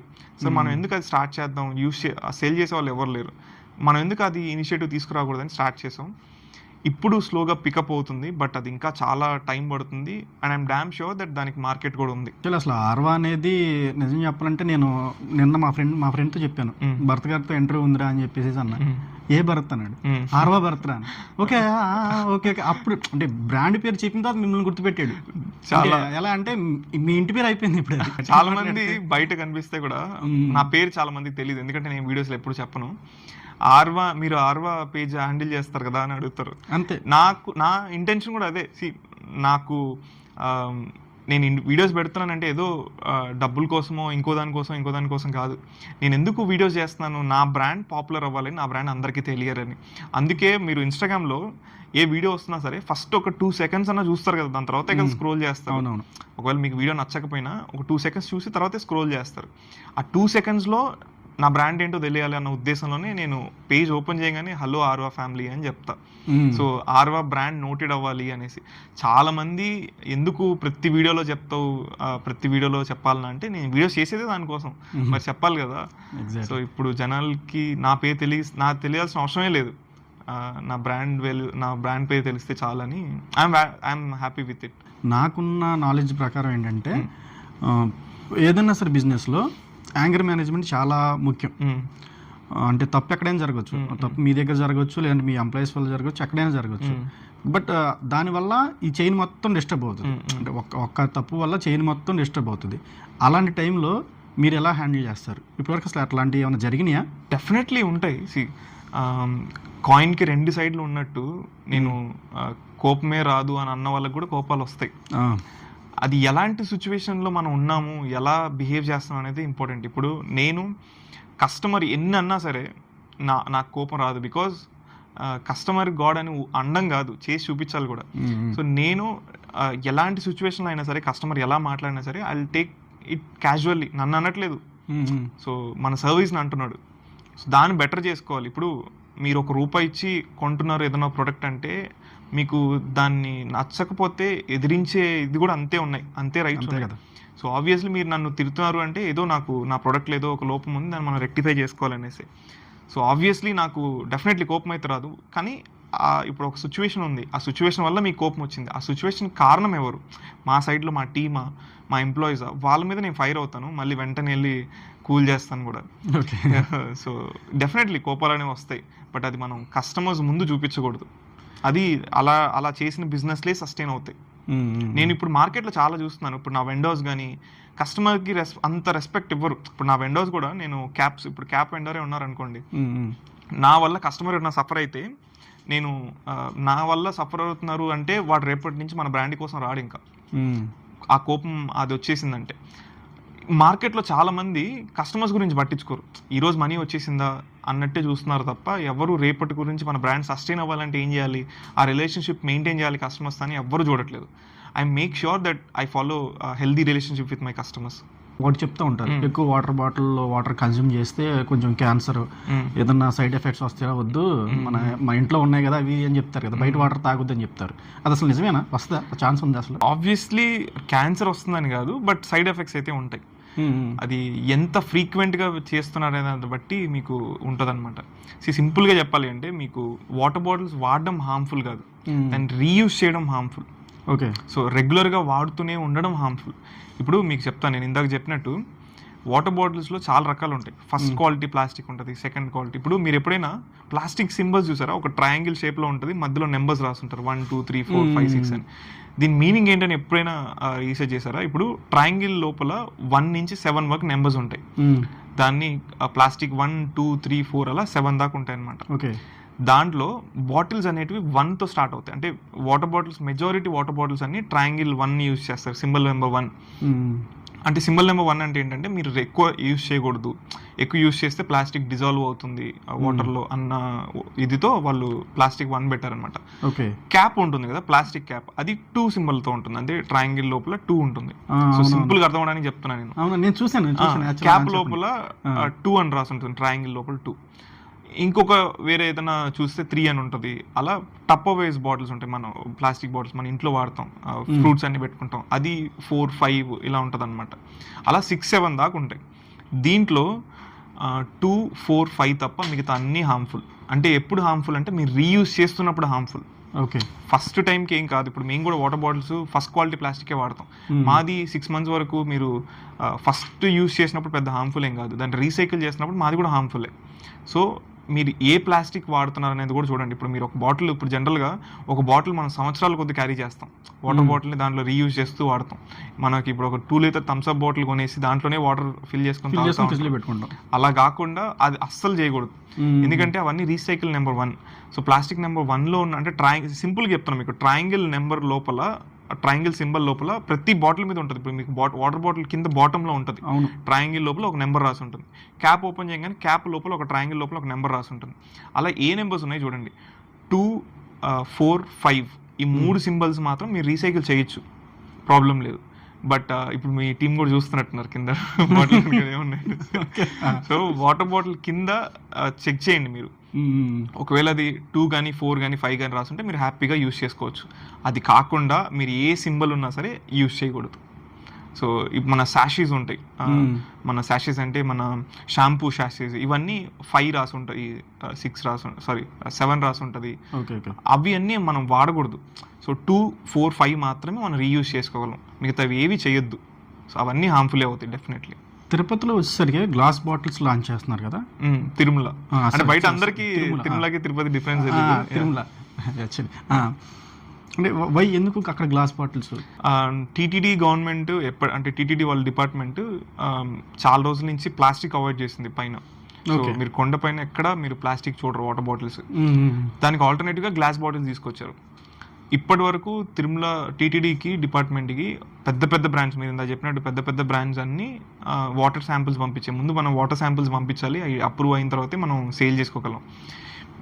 ఇప్పటికీ నాకు తెలిసి ఒక 2000 వాటర్ బాటిల్స్ టెస్టింగ్కి వెళ్ళి ఉంటాయి. దాంట్లో ఒక 4-5 వాటర్ బాటిల్స్ మాత్రమే అప్రూవ్ అయ్యి ఇప్పుడు పైన సప్లై చేస్తున్నారు. ఆర్వా ఇస్ ద ఓన్లీ బ్రాండ్ మేము పంపించిన ఫస్ట్ అటెంప్ట్లోనే సెలెక్ట్ అయిపోయింది. వెరీ సూన్ మీరు తిరుమలలో కూడా మా వాటర్ బాటిల్స్ చూడొచ్చు. ఫ్యూచర్లో ఆర్వా ఫ్రాంచైజ్ డిస్ట్రిబ్యూట్ చేద్దాం అనే ఆలోచన ఏమైనా ఉందా? ఫ్రాంచైజీ అని ఏం కాదు, కానీ డిస్ట్రిబ్యూషన్ అయితే ఉంది. మేము మన తెలుగు స్టేట్స్ అంతా ప్లాన్ చేద్దామని అనుకుంటున్నాం. వెరీ సూన్ వస్తాయి. బట్ మా మైండ్ సెట్ ఏంటంటే ఇప్పటికిప్పుడు నేను ఇన్స్టాగ్రామ్లో ఒక పోస్ట్ పెట్టి నాకు స్టేట్ వైడ్ డిస్ట్రిబ్యూటర్స్ కావాలి అంటే నాకు చాలా మంది అప్రోచ్ అవుతారు. బట్ మా మైండ్ సెట్ అది కాదనమాట. అంటే ఏంటంటే ఇప్పుడు మా ప్లాంట్ నుంచి ఒక 200 కిలోమీటర్స్ రేడియస్లో మనం ఎక్స్పాండ్ చేద్దాం. దాని నుంచి వచ్చే ఫీడ్బ్యాక్స్ తీసుకుందాం. ఒక 6 months 1 year ఫాలో అయ్యి ఇప్పుడు దాంట్లో ఖచ్చితంగా మనం ఎన్ని ప్రికాషన్స్ తీసుకొని మార్కెట్లోకి వచ్చినా సరే దాంట్లో కొన్ని నెగిటివిటీస్ వస్తాయి. బాగాలేదనో, డిజైన్ బాగాలేదనో, లోగో బాగాలేదనో, ఏదో ఒకటి, వాటర్ బాగాలేదనో, అందరినీ 100 మందిని మనం సాటిస్ఫై చేయలేం. బట్ మెజారిటీ ఆఫ్ పీపుల్ని సాటిస్ఫై చేయగలుగుతున్నామా లేదా, వచ్చే నెగిటివ్ ఫీడ్బ్యాక్స్ ఏంటి, అవన్నీ తీసుకొని will try to rectify everything. When I feel నేను పర్ఫెక్ట్గా ఉన్నాను, నా వాటర్ బాటిల్ ద్వారా పర్ఫెక్ట్గా ఉన్నాను నాకు అనిపిస్తుందో అప్పుడు మేము వాస్ట్గా ఎక్స్పాండ్ అవుతాం. సో అప్పటి వరకు మేము ఉన్న రిమార్క్స్ని రెక్టిఫై చేసుకోవడానికి ట్రై చేస్తాం. సో మనీ వస్తుంది కదా అని నేను డిస్ట్రిబ్యూషన్స్ అంతా ఇచ్చేసి నా ప్రొడక్ట్సే బాగాలేకపోతే అది నాకే బ్యాడ్ నేమ్. సో అందుకని ఫస్ట్ మన ప్రోడక్ట్ని రెక్టిఫై చేసుకొని దాని తర్వాత ఎక్స్పాండ్ అవుదాం అన్న ఉద్దేశంలో ఉన్నాం అనమాట. ఇప్పుడు నేను ఉన్నాను బ్రో, మీ డీలర్షిప్ తీసుకోవాలనుకుంటున్నాను, నాకు ఇంట్రెస్ట్ వచ్చింది. మీరు నాలో ఏ క్వాలిటీస్ చూస్తారు? అసలు నా బ్రాండ్ అని ఫీల్ అవ్వాలండి, అలాంటి వాళ్ళకి నేను డీలర్షిప్ ఇస్తాను. నాకు కొంతమంది కాల్ చేశారు రీసెంట్గా, నాకు వైజాగ్ నుంచి ఒక కాల్ వచ్చింది. నాకు అన్నీ ఉన్నాయి, ప్రాపర్టీస్ ఉన్నాయి, అన్నీ ఉన్నాయి, బట్ నేను జాబ్ ఏం చేయట్లేదు, మా రిలేటివ్స్ అందరూ ఏం చేస్తున్నామని చెప్పుకునే దానికి నాకు ఒకటి కావాలి, ఒక బిజినెస్, మీ డీలర్షిప్ ఇవ్వండి అనేసి అడిగాడు. సరే అండి కొంచెం బిజీగా ఉన్నాను, రేపు ఫోన్ చేయండి అని చెప్పి బ్లాక్లో పెట్టి. అలాంటి కస్టమర్స్ మనకు అవసరం లేదు కదా, అలాంటి డీలర్స్ మనకు వద్దు. నేను ఒక బ్రాండ్ ఇస్తున్నాను అంటే నిన్ను నమ్మి ఇస్తున్నా. ఇప్పుడు నువ్వు మంచి చేసినా అది నాకే వస్తుంది, చెడు చేసినా నాకే వస్తుంది. నువ్వు ఏ చిన్న తప్పు చేసినా అది ఎఫెక్ట్ చూపించేది ఆర్వా బ్రాండ్ పైన. ఓకే ఇప్పుడు విజయవాడ నీకు ఇచ్చాను అనుకోండి, మీకు మీరు ఏ పని చేసినా నాకు ఆ బ్యాడ్ నేమ్ లేదా ఆ గుడ్ నేమ్ ఆర్వాకే వస్తుంది. సో నేను డీలర్కి ఇచ్చేటప్పుడు అంత కేర్ఫుల్గా చూస్తాను. సో మన బ్రాండ్ అని ఫీల్ అయ్యే చేసే వాళ్ళకి మాత్రమే నేను ఇస్తాను అనమాట. మనీ చూసి కొంతమంది చేస్తారు ఆబ్వియస్లీ, నాకు పెట్టిన 1 day ఫస్ట్ డే నుంచే నాకు మనీ వచ్చేయాలి అంటే అది అలా కాదు బిజినెస్లో. ఇప్పుడు మీరు చెప్పండి ఏ బిజినెస్లో మనం ఇలా పెడితే నాకు నెక్స్ట్ డే నుంచి డబ్బులు అసలు ఈ సింపుల్. నన్ను అడుగుతారు చాలామంది నా కామెంట్ బాక్స్ చూస్తే, బ్రో బిజినెస్ చెప్పండి బ్రో నాకు ఖచ్చితంగా సక్సెస్ అయ్యేది అంటే అది ఎవ్వరూ చెప్పలేరు. కొన్ని మీరు చెప్పండి ఈ బిజినెస్ పెట్టు సక్సెస్ అవుద్దని ఒక బిజినెస్ చెప్పండి, ఏది ఉండదు. అలాగే డీలర్షిప్లో కూడా నేను ఖచ్చితంగా అందరూ సక్సెస్ అవ్వాలని లేదు, కానీ నేను మ్యాక్సిమం నా బ్రాండ్ ఇది ఆర్వా అంటే నా బ్రాండ్ అని ఫీల్ అయ్యి చేసే వాళ్ళకి మాత్రమే నేను ఇస్తాను. అదే ఫస్ట్ క్వాలిటీ. అది ఎలా ఫైండ్ అవుట్ చేస్తారంటే మనం మాట్లాడేటప్పుడు అది ఆబ్వియస్లీ తెలిసిపోద్ది. లలిత జ్యువెలర్స్ కిరణ్ గారు చూసుకుంటే ఆయన బ్రాండ్ అంబాసిడర్, అంటే వేరే సెలబ్రిటీని ఎవరిని తీసుకురాకుండా ఆయన క్రేజ్. ఆర్వాకి మీరు అలా అనుకోవచ్చా? మేబీ ఫ్యూచర్లో ఆ ఐడియాస్ ఏమైనా ఉన్నాయా? యాక్చువల్లీ నాకు కెమెరా ముందుకు రావడం కూడా ఇష్టం లేదు. మీరు చూస్తే ఇనిషియల్ డేస్లో నేను ఆల్మోస్ట్ ఒక 30-40 వీడియోస్ నేను నా ఫేస్ లేకుండానే పెట్టాను. బట్ లేటర్ ఆన్ నాకు అర్థమైంది ఏంటంటే, నీకు కస్టమర్స్తో ఒక కనెక్షన్ ఉండాలి అంటే ఒక ఫేస్ అనేది ఒకటి ఉండాలి. ఆ ఫేస్ లేకపోతే ఆబ్వియస్లీ నువ్వు ఎవరి బాటిల్ కొంటున్నావు, ఎక్కడ మ్యానుఫ్యాక్చర్ అవుతుందని ఎవరు తెలియదు. ఆ ఫేస్ చూపించడం కోసం సరే నాకు ఇష్టం లేకపోయినా ఫోర్స్డ్గా వచ్చాను. ఇంకా అలా అలవాటు అయిపోయింది. ఇప్పుడు మన బాటిల్స్ చూసుకుంటే గవర్నమెంట్ నామ్స్ ఉంటాయి కదా, ఇప్పుడు ఇది మన వాటర్ బాటిల్కి తీసేసినట్టు ఐఎస్ఐ తీసేసారు. ఎందుకు అది ఎలా ఫైండ్ అవుట్ చేసుకోవాలి మేము? ఐఎస్ఐ అనేది మన కంట్రీ మనకి ఇండిపెండెన్స్ వచ్చిన తర్వాత ఐ థింక్ 1950s 1960s ఈ ఐఎస్ఐ అనే మార్క్ స్టార్ట్ చేశారనమాట. అంటే మీరు చూసుంటారు, గవర్నమెంట్ కూడా చెప్తూ ఉంటుంది ఐఎస్ఐ హెల్మెట్స్ మాత్రమే యూజ్ చేయండి అనేసి. ఈ ఐఎస్ఐ అంటే ఏంటంటే, ప్రతి మ్యానుఫ్యాక్చరింగ్ యూనిట్ అనేది ఐఎస్ఐ నామ్స్ ఫాలో అవ్వాలి. అంటే వాళ్ళ స్టాండర్డ్స్ తగ్గట్టే మీరు మ్యానుఫ్యాక్చరింగ్ చేయాలి. ఏ ప్రోడక్ట్ అయినా సరే, మీరు పైప్స్ తీసుకున్న, ప్లాస్టిక్ పైప్స్ ఆర్ హెల్మెట్స్ తీసుకున్న, తీసుకున్న మ్యానుఫ్యాక్చరింగ్ యూనిట్ అంటే ఐఎస్ఐ నామ్స్ ఫాలో అయ్యి తీరాల్సిందే. అప్పుడైతేనే మీకు అప్రూవల్స్ వస్తాయి గవర్నమెంట్ సైడ్ నుంచి. అప్పట్లో 1950s 1960s water bottle unit కూడా ఎలా ఉండేదంటే, మ్యానుఫ్యాక్చరింగ్ కిందే వచ్చేది. వాటర్ బాటిల్ మ్యానుఫ్యాక్చరింగ్ యూనిట్ అని పిలిచేవాళ్ళు. అందుకని అప్పటి నుంచి ఐఎస్ఐ ఫాలో అవుతూనే వచ్చేది ప్రతి వాటర్ బాటిల్స్. లేటర్ ఆన్ ఏమైందంటే, ఇప్పుడు రీసెంట్ గవర్నమెంట్స్ ఏం చేశాయంటే, వాటర్ బాటిల్ మ్యానుఫ్యాక్చరింగ్ అనేది ఫుడ్ కేటగిరీ కింద వస్తుంది, మ్యానుఫ్యాక్చరింగ్ కాదు అని ఒక సర్క్యులర్ రిలీజ్ చేసింది. దాంట్లో ఏంటంటే ఐఎస్ఐ అనేది మీ ఇష్టం, మీరు పెట్టుకోవచ్చు లేదా వద్దనుకుంటే వదిలేయచ్చు అని ఒక పాస్ చేసింది అనమాట. ఒక బిల్ పాస్ చేసింది. చాలా బ్రాండ్స్ ఇప్పుడు ఐఎస్ఐ తీసేసాయి, ఎవరు ఐఎస్ఐ ఫాలో అవ్వట్లేదు. ఎందుకంటే ISI renewal charges it will be around ఒక 1.5 lakh ఉంటాయి. మళ్ళీ ఇన్స్పెక్షన్స్ అని వస్తారు. ఆ హెక్టిక్ వర్క్ అంతా ఎందుకని వాళ్ళు ఫాలో అవ్వడం మానేశారు. ఎందుకంటే ఐఎస్ఐ మానేస్తే మీరు మీ ప్లాంట్లో చేసే చాలా థింగ్స్ చేయాల్సిన అవసరం లేదు. పార్టీషన్స్ కావచ్చు, ప్రాపర్ మెయింటెనెన్స్ కావచ్చు, మిషన్ మెయింటెనెన్స్ కావచ్చు, ఇవన్నీ మీరు చేయాల్సిన అవసరం లేదు. ఎందుకంటే వాళ్ళ నామ్స్ ఫాలో అవ్వాల్సిన అవసరం లేదు కాబట్టి. Exactly. But we're still continuing with ISI. ఎందుకంటే చేస్తే తప్పేంటి? ఇప్పుడు మిషనరీ వాళ్ళు చెప్పేది కూడా ఒక మంచి పర్పస్ కోసమే కదా. మిషన్స్ రెగ్యులర్గా మానిటర్ చేస్తూ ఉండాలి. ఐఎస్ఐ నామ్స్ ప్రకారం మీరు రెగ్యులర్గా మానిటర్ చేస్తూ ఉండాలి. ఐఎస్ఐ లేకపోతే మీరు చేయాల్సిన అవసరం లేదు. మేము ఐఎస్ఐ పెట్టి ఉండిస్తే తప్పేంటి? చెక్ చేసుకుంటే మన మిషనరీసే కదా, మనమే కదా క్వాలిటీగా ఇస్తాం కస్టమర్స్కి అని. We're still maintaining ISI. చూసుకుంటే ఆర్వాలో ఎంప్లాయీస్కి చాలా ఇంపార్టెన్స్ ఇస్తున్నారు మీరు. అంటే కస్టమర్కి ఎలా ఇంపార్టెన్స్ ఇస్తున్నారో మీ ఎంప్లాయీస్ కూడా అలాగే ఇస్తున్నారు కదా. ఆ గ్రిప్ అంటే ఎక్కడైనా బుక్స్లోంచి నేర్చుకున్నారా, లేదంటే ఇది అసలు ఆ హ్యాబిట్ ఎలా వచ్చింది? ఆబ్వియస్లీ నాకు చిన్నప్పటి నుంచి నేను ఇంతకుముందు చెప్పినట్టు నా మైండ్ సెట్ ఎప్పుడు బిజినెస్ చేయాలనే ఉండేది. 1 year నేను మధ్యలో ఒక 1 year జాబ్ కూడా చేశాను. ఈ 1 yearలో ఎలా ఉండేదంటే, ఒక స్లేవ్ లాగా ట్రీట్ చేస్తారు. ఆబ్వియస్లీ ఇప్పుడు కూడా చాలా బ్రాండ్స్ అలానే చేస్తాయి. ఒక కంపెనీకి కస్టమర్ ఎంత ఇంపార్టెంటో ఎంప్లాయీస్ కూడా అంతే ఇంపార్టెంట్. ఇప్పుడు ఒకటి చెప్తాను చూడండి, కస్టమర్స్ లేకుండా రన్ అయ్యే బిజినెస్లు చాలా ఉన్నాయి. ఎంప్లాయీ లేకుండా ఒక్క బిజినెస్ కూడా రన్ అవ్వదు. సో అంత ఇంపార్టెంట్ అనమాట ఎంప్లాయీస్ అనేవాళ్ళు. సో మీకు బ్రాండ్కి అంత వాల్యూ ఇచ్చినప్పుడు వాళ్ళు మీకోసం టీషర్ట్స్ వేసుకొస్తారు, మీ బ్రాండ్ వాల్యూ కాపాడడం కోసం. మీ బ్రాండ్ వాల్యూ కాపాడడం కోసం వాళ్ళు హైజీన్గా ఫాలో అవుతుంటారు. ఇన్ని చేస్తున్నప్పుడు వాళ్ళని కాపాడడం కోసం మీరు ఎందుకు ఏ ఇనిషియేటివ్ తీసుకోరు? రైట్. మేము ఎవ్రీ మంత్ వాళ్ళకి ఎంప్లాయీ ఆఫ్ ది మంత్స్ ఉంటాయి, ఇన్సెంటివ్స్ ఉంటాయి. ఎంప్లాయీ ఆఫ్ ది మంత్ కూడా ఎలా ఉంటుందంటే, ఏదో వాచ్ ఇచ్చేయడం లేదా ఇంకా చిన్న ఇవ్వడం కాదు, వాళ్ళకి వాల్యుబుల్ థింగ్స్ ఇస్తాం. ఎందుకు అంటే వాళ్ళు కంపెనీ పైన చూపిస్తున్న లవ్ని మేము ఎలా ఎక్స్ప్రెస్ చేస్తున్నాం అనేదే మ్యాటర్. సో ఎలా తిరిగి ఇస్తున్నాం అనేది. సో నేను ఆర్వాలో definitely we make sure that ప్రతి ఎంప్లాయీ సాటిస్ఫైడ్గా ఉన్నాడు. And not only in the terms of money, మిగతా వేరియస్ ఫ్యాక్టర్స్ కూడా, వర్క్ లోడ్ కావచ్చు ఆర్ అదర్ ఫ్యాక్టర్స్. ఇప్పుడు నేను చెప్పినట్టు నేను ఒకే ఒక ఇదిలో మాత్రం చాలా స్ట్రిక్ట్గా ఉంటాను. ఏంటంటే ప్రతి శాలరీ తీసుకునే రోజు మాత్రం ప్లాంటేషన్ చేయాలి. ఇది ఒక్కటి. నేను అలా ప్లాంటేషన్ చేయని వాళ్ళకి శాలరీ కట్ చేసినవి కూడా ఉన్నాయి తప్ప, ఒక రోజు రాలేదని నేను శాలరీ కట్ చేయను. మీరు ప్లాంటేషన్ చేయకపోతే మాత్రం ఖచ్చితంగా శాలరీ కట్ చేస్తానని ఇప్పుడు కూడా రోజు మా ఎంప్లాయీస్ చెప్తాను నేను. ఇప్పుడు 2025లో ఉన్నాం మనం. ఆర్వాకి ఒక లెగసీ వచ్చింది, ఒక బ్రాండ్ వచ్చిందంటారా? వచ్చింది, 100% వచ్చింది కాబట్టి మీరు ఇక్కడ ఉన్నారు. నెక్స్ట్ 5 years అంటే 2030లో ఎక్కడ ఉండాలనుకుంటున్నారు, ఎక్కడ ఉంటుంది అనుకుంటున్నారు? ఉండాలి అని మాత్రం అనుకుంటున్నా, అది ఉంటుందా లేదా అని మనకి చెప్పలేం. ఎందుకంటే various factors should involve in your process. చాలా ఇన్వాల్వ్ అయితేనే మనం అనుకున్నది జరుగుతుంది. బట్ అనుకోవడంలో తప్పలేదు కదా. ఎగ్జాక్ట్లీ. నేనేమనుకుంటున్నానంటే 2030 కల్లా మీరు తెలుగు స్టేట్స్లో ఏ కార్నర్కి వెళ్ళినా ఆర్వా కనిపించాలి అని అది మాత్రం ఉంది నాకు ఎప్పటి నుంచో ఒక పెద్ద డ్రీమ్. అది అవుతుందా లేదా అని వేరియస్ ఫ్యాక్టర్స్ మీద ఉంటుంది. ఖచ్చితంగా అవుతుంది. ఇప్పటికైతే చేస్తున్నారు కదా. ఇప్పటికైతే సౌత్ ఆంధ్రాలో మాత్రం మీకు కనిపిస్తుంటది ఆర్వా ఎక్కడికి వెళ్ళినా. ఇప్పుడు చూసుకుంటే నేను ఇందాక ఒక మాట అన్నాను, వాళ్ళు ట్యాప్ వాటర్ ఫిల్ చేసి ఇచ్చేస్తారా వాళ్ళు, ఏమున్నది ఇక్కడే అని. మార్కెట్లో అంత కాంపిటీషన్ ఉంది.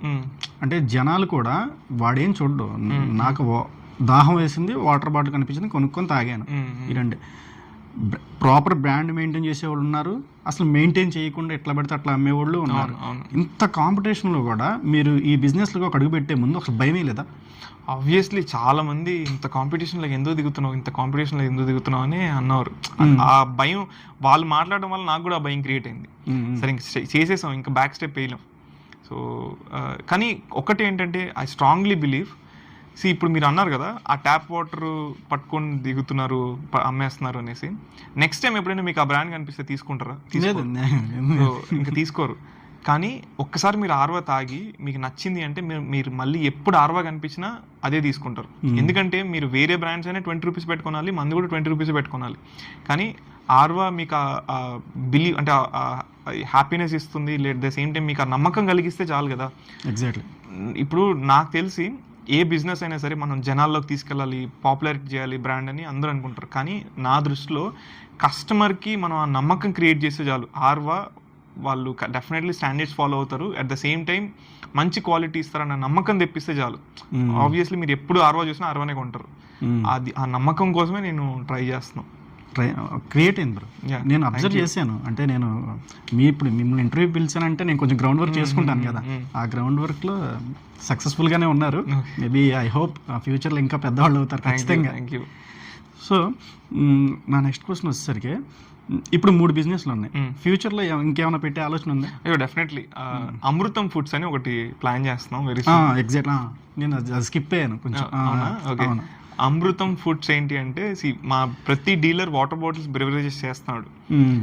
అలాగే స్నాక్స్ కూడా చేయాలి అని ఇప్పుడు స్నాక్స్ బ్రాండ్స్లో A2B అని, హల్దీరామ్స్ అని, ఇలాంటి కొన్ని బ్రాండ్సే ఉన్నాయి. అంటే మీరు ఒక మూందాలు కొనాలన్నా ఈ 2-3 బ్రాండ్సే కనపడతాయి. మేము ఆ కేటగిరీలో చాలా స్కోప్ చూస్తున్నాం, మార్కెట్ ఉంది అని అనుకుంటున్నాం. సో దాంట్లో కొంచెం డిఫరెంట్గా ఏం చేయగలం. So we're coming with n number of products. మీరు కొత్త ప్రొడక్ట్స్ అని చూడొచ్చు. హెల్దీ వే అంటే ఆంధ్రాలో ఒక్కొక్క కార్నర్లో మీరు ఎవ్రీ 100 kilometers ఒక ఫేమస్ డిష్ కనిపెట్టచ్చు ఆంధ్రాలో.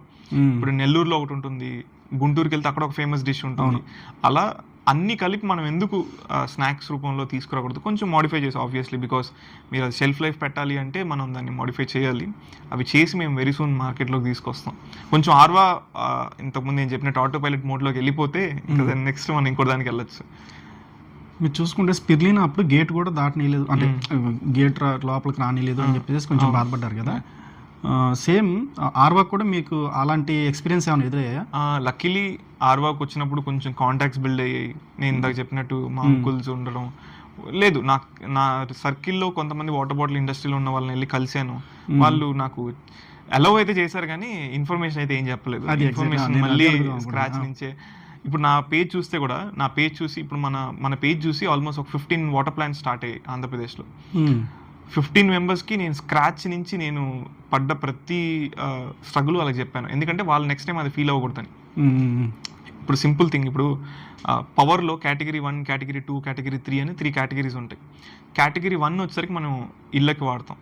సో కేటగిరీ 2 వచ్చేసరికి మనము ఇండస్ట్రియల్ పవర్ ఉంటుంది అనమాట, అది పవర్ రేట్ ఎక్కువ. సో నేను అదే ఫస్ట్ మంది కూడా ఇండస్ట్రీయే కదా అని నేను దానికి వెళ్ళిపోయాను.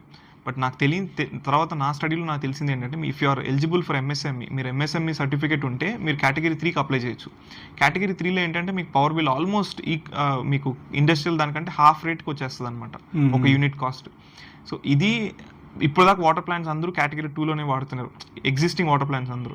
నేను అది ఫైండ్ అవుట్ చేసి ఇప్పుడు నేను నన్ను చూసి పెట్టిన 15 మెంబర్స్కి నేను సజెస్ట్ చేశాను. ఇప్పుడు వాళ్ళందరూ కేటగిరీ 3 పవర్ వాడుతున్నారు. సో అప్పుడు ఏంటంటే ఆబ్వియస్లీ పవర్ బిల్ చాలా తగ్గుతుంది. యూ కెన్ మీ బ్రాండ్ మీరు ఇంకా అఫోర్డబుల్ ప్రైస్లో ఇవ్వచ్చు. సో నాకు ఫేస్ అయిన ప్రతి ప్రాబ్లమ్ని నేను నా ఇన్స్టాగ్రామ్ ద్వారా నన్ను అప్రోచ్ అయ్యి నేను వాటర్ ప్లాంట్ పెట్టాలన్న ప్రతి ఒక్కరికి నేను హెల్ప్ చేశాను. మీరు చూసుకుంటే నా లైఫ్లో నాకు ఒక ఎక్స్పీరియన్స్ ఉంది, దానికి రిలేటెడ్గా మీకు ఒక క్వశ్చన్ ఉంది. మా ఆఫీస్లో అంటే నేను ఇంతకుముందు రిక్రూటర్గా చేశాను, దానికంటే ముందు అమెజాన్లో కూడా చేశాను. ఈ రెండు ఆఫీసుల్లో నేను ఒకటి కామన్గా అబ్జర్వ్ చేశాను. ఎవరన్నా ఇప్పుడు నేను సీనియర్ అయిపోయాను, నాకు 2 years ఎక్స్పీరియన్స్ వచ్చింది అనుకోండి, నాకు ఒక జూనియర్ని ఇస్తారు, నేను కంప్లీట్గా నేర్పించేస్తాను. మా ఫ్రెండ్ ఒకడు ఉండేవాడు, నాకు గైడెన్స్ ఇచ్చేవాడు, ఏంటంటే కంప్లీట్గా చెప్పకు, when you share your knowledge నిన్ను దొక్కేస్తాడు ఖచ్చితంగా, నిన్ను దాటేస్తాడు రా వాడు, నువ్వెందుకు చెప్తున్నావు అదంతా చెప్పకు, జస్ట్ పైపైన చెప్పి వదిలేసే, వాడు బాధ వాడు ఏదో పడతాడని చెప్పి అన్నా. మీకు అలాంటి భయం లేదా? భయం లేదు, కానీ అసలు ఎవరి మార్కెట్ వాళ్ళదండి. ఎండ్ ఆఫ్ ద డే ఇంకొక 100 బ్రాండ్లు వచ్చినా నాకు తెలిసి, ఇప్పుడు మీరు అన్నారు కదా ఆ ఆర్వా అనే పేరు, ఇప్పుడు నాకు 100 మంది కస్టమర్స్ అవసరం లేదు, లాయల్ కస్టమర్స్ ఒక 10 మంది చాలు. సో నేను డెఫినెట్లీ నాకు తెలిసిన 100% చెప్పేస్తాను, నేను ఒక్కటి కూడా దాచుకోను. వాళ్ళు ఎంతవరకు దాన్ని, ఇప్పుడు నేను మీకు 100 చెప్పినంత మాత్రాన్ని మీరు 100 చేస్తారని లేదు, అది ఇంప్లిమెంట్ ఎంత చేస్తారో దాంట్లో 50% చేయొచ్చు, 10% చేయొచ్చు. కానీ నాకు తెలిసిన ప్రతి ఇన్ఫర్మేషన్ నేను చెప్తాను. I don't feel any competition అని ఫీల్ అయితే నేను అసలు ఇన్స్టాగ్రామ్ నా వీడియోస్లో కూడా నేను ప్రతిదీ పోస్ట్ చేయను. సో ప్రతిదీ నేను ఎక్కడ కొంటున్నాను ఏంటి అని నేను ప్రతిదీ పోస్ట్ చేయను, అన్ని సీక్రెట్గా పెట్టుకుంటా. నాకు అలాంటి ఫీలింగ్ లేదు. ఆబ్వియస్లీ మీ వల్ల ఇంకొక డెవలప్ అవుతున్నారంటే అది మంచిదే కదా. ఎగ్జాక్ట్లీ. మేబీ ఉండొచ్చు మీరు అన్నట్టు, అది మీరు అన్నట్టు జాబ్లో మీ దగ్గర నేర్చుకొని మిమ్మల్ని తొక్కేసినట్టు ఉండొచ్చు. కానీ తొక్కేశారు అంటే ఎందుకు తొక్కేశారు, మీరు ఏదో ఒక ఫ్లా ఉంది అంతే కదా, దాన్ని వాళ్ళు కనిపెట్టి దానికంటే బెటర్గా చేస్తున్నారు. అది ఒక హెల్దీ కాంపిటీషనే కదా. మీరు ఆ యాంగిల్ ఎందుకు చూడట్లేదు? ఆబ్వియస్లీ మీరు వాళ్ళకి నేర్పించి వాళ్ళు మిమ్మల్ని తొక్కుతున్నారంటే మీ దగ్గర లేనిది ఏదో ఒక యూనిక్ పాయింట్ వాడి దగ్గర ఉంది. అది ఎప్పుడు మీరు మీ చేతుల్లోనే ఉంటుంది. మీరు ఇంకొకరికి ఛాన్స్ ఇస్తున్నారా లేదా, వాళ్ళకంటే బెటర్గా మీరు ఉన్నారా అనేసి. మీరు చూసుకుంటే ఎంత ఉందో అంటే, బ్యాక్ టు ఫస్ట్ క్వశ్చన్ అన్నమాట, నేను అడిగాను కదా, మీరు మిషనరీ కొన్నారు, చాలా మంది మ్యానుఫ్యాక్చర్ చేయట్లేదు, జస్ట్ వీళ్ళ బ్రాండ్ చేసుకొని అది మీరు ఎలా కనిపెట్టారు అసలు?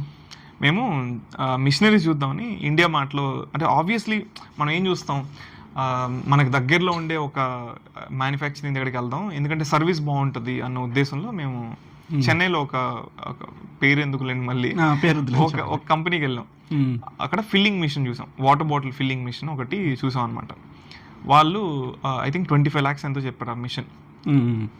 అంత బాగానే ఉంది. మనం ఆబ్వియస్లీ ఇన్ అండ్ అవుట్ చూస్తాం కదా, మొత్తం మిషన్ ఎలా ఉందని డీటెయిల్గా చూస్తున్నాం అనమాట. అక్కడ ఒక 4-5 మిషన్స్ ఉన్నాయి. లాస్ట్ మిషన్లో మేము, అంటే అన్ని మిషన్స్ చూసుకుంటూ లాస్ట్ మిషన్కి వెళ్ళాం అనమాట. అక్కడ వాళ్ళు మన మిషన్ బాడీ పైన ఎంబ్రాయిడరీ చేసి అంటే మనకి ఉంటుందన్నమాట లోగో, ఏంటంటే వాళ్ళు ఏ బ్రాండ్లో మ్యానుఫ్యాక్చర్ చేశారని. ఇప్పుడు ఆబ్వియస్లీ ఇప్పుడు ఒక బైక్ కొంటున్నారంటే వాళ్ళ బైక్ మీద మెన్షన్ చేస్తారు కదా, వాళ్ళని హీరో బ్రాండా బజాజ్ బ్రాండ్ అని. అట్లా ఒక మిషనరీ మీద ఒక పేరు ఉండిందనమాట. అది వీళ్ళది కాదు. సో నాకు అర్థమైంది ఏంటంటే, సో వీళ్ళది కాదు ఈ మిషనరీ, ఎక్కడో తెచ్చారు.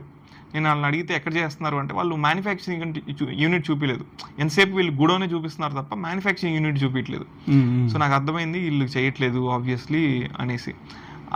ఏదైతే పేరు ఉండిందో అది ఫోటో తీసుకుంటే అది గుజరాత్లో అహ్మదాబాద్లో ప్రిపేర్ అయిందనమాట మిషనరీ. ఇప్పుడు మేము అక్కడికి కూడా వెళ్ళాం. వాడు కూడా ఇంకొకరి దగ్గర కొంటున్నారు, అది కొని వీళ్ళ లోగోస్ వేసి వీళ్ళకి ఇచ్చేస్తున్నారు. అలా అది 3 hands మారింది. అది యాక్చువల్ మిషనరీ ప్రైస్ 15 lakhs, మన దగ్గరకు వస్తే 25 lakhs అయింది. ప్రతి ఒక్కరు 5 lakhs మార్జిన్ పెట్టుకుంటా మనకి ఇస్తున్నారు అనమాట. అందుకని ఎప్పుడైనా సరే నేను అదే నా వీడియోలో కూడా రెగ్యులర్గా చెప్తాను, మీరు ఏది స్టార్ట్ చేస్తున్నా, బిజినెసే కాదు ఏది స్టార్ట్ చేస్తున్నా సరే డైరెక్ట్ మ్యానుఫ్యాక్చరర్ దగ్గర కొనడానికి ట్రై చేయండి. మీకు సర్వీస్ వస్తున్నానో ఇంకోటి వస్తున్నానో ఇప్పుడు సింపుల్గా చెప్పాలంటే, నాకు ఇప్పుడు అక్కడ 15 lakhs దొరికింది, ఇక్కడ 25 lakhsకి దొరుకుతుంది. ఇంకా బార్గెన్ చేసి నాకు 12 lakhsకే వచ్చేసింది అది ఆ మిషన్. అంటే నాకు ఆల్మోస్ట్ ఇప్పుడు 12 lakhs డిఫరెన్స్ ఉంది, అవునా? 12 lakhs 13 lakhs డిఫరెన్స్ ఉంది. ఈ 13 lakhs పెట్టుకొని నేను డబ్బులు 1,00,000 ఇస్తా అంటే నాకు సర్వీస్ అవసరమైనప్పుడు పరిగెత్తుకుంటూ వస్తారు. అంటే నేను 13 times నెక్స్ట్ 13 timesకి నేను ఫ్రీగా సర్వీస్ చేయించుకున్నట్టే కదా. ఏదైనా ప్రాబ్లం వచ్చినా ఎలాగో మిషన్ 1 year వారంటీ ఉంటుంది, ఆ తర్వాత 13 times నేను ఫ్రీగా చేసుకుంటున్నట్టు. ఎవరు రారు చెప్పండి, నేను 1,00,000 ఇస్తాను, నా మిషన్ రిపేర్ అయిందంటే పరిగెత్తుకుంటూ వస్తారు ఏ పనిలో ఉన్నా. So never think about service చూడాలి ఆబ్వియస్లీ, బట్ దానికంటే ముందు ప్రైస్ కూడా చూడాలి. మన మిడిల్ క్లాస్ ఫ్యామిలీస్ చూసుకుంటే మీరు మొన్న ఒక రీల్ కూడా చేశారు, మోస్ట్ అండర్ రేటెడ్ కిడ్ అని చెప్పేసి మా రిలేటివ్స్లో ఒక అతను అన్నాడని. ఖచ్చితంగా ఆబ్వియస్గా మనం సక్సెస్ అవ్వకముందు మనల్ని ఎవ్వరూ నమ్మరు. మనం సక్సెస్ అయిపోయిన తర్వాత ఈ కబుర్లన్నీ చెప్తా ఉంటారు కదా, మీకు ఆల్రెడీ సక్సెస్ వచ్చేసింది, ఓకే ఒక రెస్పెక్ట్ అనేది గెయిన్ చేసి రాలేదండి, లేదు సక్సెస్ వచ్చిందిలేండి మీరు అనుకోవట్లే, అంటే మీరు నాకు రాలేదు, ఆర్వాకి అయితే వచ్చిందని నేను అనుకుంటున్నా, పేరుకైతే వచ్చింది నిజంగా. ఇప్పుడు ఈ ఫీలింగ్ ఎలా ఉంది అసలు ఇంట్లో రిలేటివ్స్లో వాళ్ళ రియాక్షన్స్ అంటే ఆబ్వియస్లీ ఇప్పుడు మీ ఇంట్లో కూడా అందరూ చెప్తా ఉంటారు, అరే వీడు మాట్లాడలేడు, ఎలా బతుకుతాడు ఏంటో అని ఎవరినో ఒకరిని అంటూనే ఉంటారు. ప్రతి ఫ్యామిలీలో అలాంటి ఒక కిడ్ ఉంటాడు. అలా మా ఫ్యామిలీలో నేను, నా బ్రదర్ కానీ, అంటే నా యంగర్ బ్రదర్ కానీ, ఎల్డర్ బ్రదర్ కానీ, వీళ్ళందరూ ఏంటంటే మా పెద్దనాన్న పిల్లలు, అక్క వాళ్ళు ఏంటంటే భరత్ మాట్లాడలేడు, అంటే ఎలా బతుకుతాడేమో అమాయకుడు అన్న ఫీలింగ్ వాళ్ళది. నాకు తెలుసు వాట్ ఐఎమ్, నేను ఎంత క్యాపబుల్, ఎంత పొటెన్షియల్ నాలో ఉందని నాకు తెలుసు. ప్రతిసారి నేను ప్రూవ్ చేయాల్సిన అవసరం లేదు. నా ఫ్రెండ్స్ అందరూ, నా కజిన్స్ అందరూ వాళ్ళు ప్రూవ్ చేసుకో ఉండొచ్చు, బట్ నాకు ఆ ఛాన్స్ రాలేదు ఇంకా ప్రూవ్ చేసే ఛాన్స్. ఎప్పుడైతే ఈ స్పిర్లినా స్టార్ట్ చేసాము, ఇంటర్వ్యూస్ ఇవ్వడం, ఇన్స్టాగ్రామ్ స్టార్ట్ చేసాము, నీతో మాట్లాడడం కష్టం రా అని ఇప్పుడు అంటున్నారు. So wait for that time, మీకు ఒక టైం వస్తుంది. ప్రతి ఫ్యామిలీలో అండర్ రేటెడ్ కిడ్ ఉంటాడు, వాడి పొటెన్షియల్ వాళ్ళకే తెలుస్తుంది. అవును, సో నీ పొటెన్షియల్ ఏందో మీకే తెలుస్తుంది తప్ప నాకు తెలియదు కదా. సో మీరు ఆ టైం వచ్చినప్పుడు ప్రూవ్ చేయాలి. ఆ టైం ఒక్కసారి వస్తుంది నాకు తెలిసి. So please wait for that and utilize it properly. ఫ్రాంచైజీల విషయానికి వస్తే ఇప్పుడు మోస్ట్ పాపులర్గా టీ ఫ్రాంచైజీలు ఉంటాయి. ఇప్పుడు ఇరానీ చాయ్ అని, లేదంటే తాటి బెల్లం టీ అని, ఇట్లాంటి ఎన్ నెంబర్ ఆఫ్ ఉన్నాయి. కానీ నాకు తెలిసిన నాలెడ్జ్ ప్రకారం ఏంటంటే టీ టైం ఫస్ట్ మన ఉదయ్ గారిది. అట్లాగా ఆర్వాకి ఏమైనా ఛాన్స్ ఉందా? అదే ఇందాక చెప్పినట్టు నేను చెప్పాను కదా, తెలుగు స్టేట్స్లో ఎక్కడికి వెళ్ళినా మన బాటిలే, అంటే కస్టమర్కి అవైలబుల్గా ఉండాలి ఈ బాటిల్ అనేసి. ఎందుకు అంటే ఈ ఇనిషియేటివ్ ఎందుకు అంటే, ఇప్పుడు ఫర్ ఎగ్జాంపుల్ మేము ఎందుకు ఇంత కష్టపడి వాటర్ బాటిల్ ఇంత హైజీన్గా, లేదా ఇంత కాల్షియం మిక్స్ చేసి ఇంత ఇది కస్టమర్కి ఎందుకు ఇవ్వాలనుకుంటున్నాం? ఆబ్వియస్లీ కస్టమర్ హెల్త్ బాగుండాలి అని. ఇప్పుడు వాటర్ మారుతూ వెళ్తూ ఉంటే వాళ్ళకి థ్రోట్ పెయిన్స్ వస్తాయి, కోల్డ్ వస్తాయి, ఇవన్నీ ఉంటాయి. అవన్నీ ఉండకూడదనే కదా మేము కేర్ తీసుకొని వాటర్ బాటిల్ చేస్తున్నాం. ఇప్పుడు మీరు నెల్లూరులో ఆర్వా తాగారు, ఇంకెక్కడికో విజయవాడ వెళ్ళి మళ్ళీ వేరే బ్రాండ్ తాగితే మేము చేసిందంతా ఏమైపోద్ది? అంటే మేము మీకు కేర్ తీసుకొని మీకు చేసాం, ఒక్కరోజు హెల్దీగా ఉంటే సరిపోదు కదా. నెక్స్ట్ డే మీకు మళ్ళీ సిక్ ఫాల్ అయితే మీకు వేరే బాటిల్ తాగిన మేము చేసిన అంతా కష్టం అంతా వృధా అయిపోద్ది. అలా కాకుండా మేము స్టేట్ అంతా మా వాటర్ బాటిల్స్ ఉన్నప్పుడు మీరు ఎక్కడికి వెళ్ళి ఆర్వా వాటర్ తాగినా మీరు హెల్దీగానే తాగుతారు. సో మీరు 20 రూపీస్ ఇస్తున్నారు, మీకు మీరు ఆ 20 రూపీస్తో ఎంత హెల్త్ పొందుతున్నారనేది ఆర్వానే మీకు చూపిస్తారు త్వరలో. ఖచ్చితంగా రీచ్ అవుతారు. మా మెయిన్ మోటివ్ అదే. ఇప్పుడు మీరు ఇంత కష్టపడి మీకు హెల్దీగా వాటర్ ఇచ్చి మీరు ఈరోజు తాగేసి రేపు ఏదో వేరే బ్రాండ్ తాగి మీకు అది సిక్ తెచ్చే బదులు మా వాటర్ బాటిల్స్ మీరు రెగ్యులర్గా తాగితే మీకు అసలు అది ఉండదు కదా. అలా ఉండాలి అంటే స్టేట్ మొత్తంలో మీరు ఏ కార్నర్కి వెళ్ళినా మన వాటర్ బాటిల్ మీకు కనిపించాలి. So we're trying very hard to achieve it. Question వచ్చేసరికి బల్క్ ఆర్డర్లో బల్క్ ప్రాఫిట్ అనుకుంటారు. అంటే బల్క్ ఆర్డర్ వస్తే ఎక్కువ ప్రాఫిట్స్ వస్తాయి అని చెప్పేసి ఎవరైనా సరే నమ్ముతారు, ఏ ఇండస్ట్రీ అయినా సరే. మీరు ఎందుకని చిన్న చిన్న ఆర్డర్స్ కూడా తీసుకుంటారు? ఆబ్వియస్లీ అది ఎవరు చెప్పారో నాకు తెలియదు, కానీ బల్క్ ఆర్డర్స్లో మీకు పెద్ద బల్క్ మనీ ఏమి ఉండదు. I tell you why, reason కూడా చెప్తాను.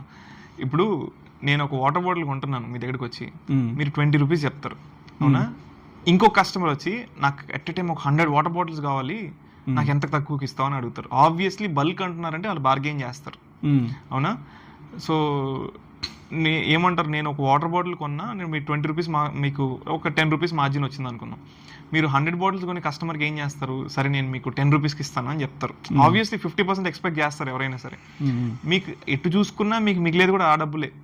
ఇంకా చెప్పాలి అంటే మీకు మ్యానుఫ్యాక్చరింగ్ కాస్ట్ ఏవి కాంప్రమైజ్ అవ్వదు, బట్ మీ ప్రాఫిట్లో మీరు తగ్గించుకుంటున్నారు. నిజం చెప్పాలంటే బల్క్ ఆర్డర్స్లో ఏమంత మార్జిన్స్ ఏమి ఉండవు, ఇండివిజువల్ ఆర్డర్స్లోనే ఎక్కువ మార్జిన్ ఉంటుంది. అంటే అప్పుడు ఎక్స్పోర్టింగ్ ఆ కాస్ట్ కూడా ఇప్పుడు అది కూడా అంతే. ఇప్పుడు మాకు ఒక రూట్లో వెహికల్ వెళ్తుంది అంటే ఎవ్రీ రూట్లో ఆ షాప్స్లో వాటర్ బాటిల్స్ దించుకుంటూ వెళ్తాం. మాకు అది ఆ కాస్ట్ అనేది, ఆ ట్రావెలింగ్ కాస్ట్ అనేది అన్ని కేసెస్ మీద డివైడ్ అవుద్ది. నేను మీ ఒక్కరి కోసమే బాటిల్స్ పంపిస్తున్నాను అంటే ఆ ట్రాన్స్పోర్టేషన్ కాస్ట్ అంతా మీ మీదే పడుతుంది, మీకు ఇచ్చే షిప్మెంట్ మీదే పడుతుంది. సో నాకు అప్పుడు చూసుకుంటే నాకు రూట్ మీద వెళ్ళే వాటర్ బాటిల్స్ మీద నాకు మార్జిన్ ఎక్కువ మిగులుతుంది. లైక్ నేను ఎక్కువ బల్క్ ఆర్డర్స్ కంటే కూడా ఇండివిజువల్ ఆర్డర్స్ మీద ఎక్కువ ఫోకస్ చేస్తాం. చూసుకుంటే సోషల్ మీడియా వల్ల మన ఆర్వాకి ఎంత ఉపయోగం వచ్చిందంటారు? ఒక పేరు అయితే క్రియేట్ అయింది, అది లాంగ్ రన్లో ఎలా ఉపయోగపడుతుందో చూడాలి. బట్ ఇప్పుడు ఏదైనా సరే మనం ఎంత చేసినా సరే, ఇప్పుడు నేను ఎన్ని ఆర్వా అని ప్రమోట్ చేసినా సరే, ఆర్వా మీ పక్కన లేనప్పుడు, మీ పక్కన షాప్లో లేనప్పుడు, మీకు వాటర్ దాహం వేసినప్పుడు ఏది దొరికితే అదే కొంటారు, ఆర్వానే కొంటారు కదా. ఎగ్జాక్ట్లీ. బట్ ఇంకొకటి ఏంటి అంటే, ఇప్పుడు మీరు ఒక రెస్టారెంట్ అనుకోండి, ఒక బిర్యానీ అనుకోండి, మీరు నెల్లూరు సౌత్లో ఉన్నారు, మీకు ఎక్కడ ఒక 5 కిలోమీటర్స్ దూరంలో రెస్టారెంట్ ఉందంటే మీరు వెతుక్కుంటూ వెళ్తారు బిర్యానీ తినడానికి. అదే ఒక దాహం వేసిందంటే వాటర్ బాటిల్ ఆర్వా అక్కడ దొరుకుతుందంటే అక్కడికి వెళ్దామని ఎవరు అనుకోరు కదా, పక్కన ఏది ఉందో అదే కొంటారు. సో మీకు అవైలబిలిటీలో ఉండేటట్టు చేయాలి. సో ఆర్వై అంటే వాటర్ బాటిల్స్ అనేది డిఫరెంట్ సెక్టర్ అనమాట. మీరు ఎంత బ్రాండ్గా ఉన్నా, ఇప్పుడు మీకు దాహం వేసింది, మీరు పెద్ద బ్రాండ్ చూడరు, ఏది దొరికితే అదే తీసుకుంటారు. అట్లా మీ అవైలబిలిటీలో పెట్టగలిగితే అప్పుడు మేము సక్సెస్ అయినట్టు. సో అది ఆర్వా డెఫినెట్లీ టైం పడుతుంది. స్ట్రాంగ్ ఫౌండేషన్ ఉంటే ఖచ్చితంగా అచీవ్ చేయొచ్చు. మీకు ఇంత బిజీ షెడ్యూల్లో అసలు ఎంటర్టైన్మెంట్ ఏమైనా ఉందా?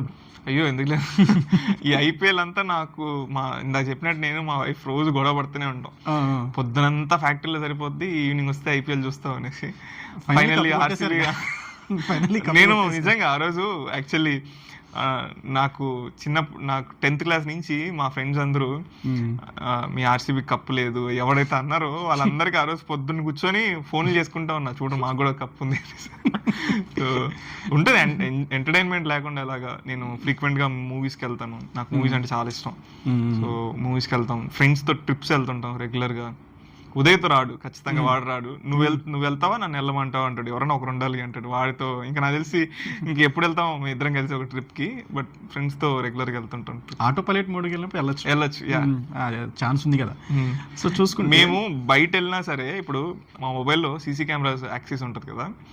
నేను ఉదయం ఎక్కడైనా రెస్టారెంట్కి వెళ్ళినా కానీ, ఎక్కడైనా బయటకు వెళ్ళినా కానీ, మ్యానుఫ్యాక్చరింగ్ నాది కాదు కదా. సో నేనేం చేస్తాను, వెహికల్ ట్రాకింగ్స్ ఇవి చూస్తుంటా.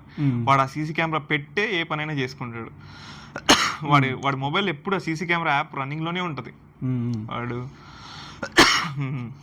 24/7 ఇంకా ఆ థాట్ లోనే ఉంటారు, వేరే థాట్ ఉండదు ఇంకా. ఖచ్చితంగా ఉండాలి కదా. Thanks for your time.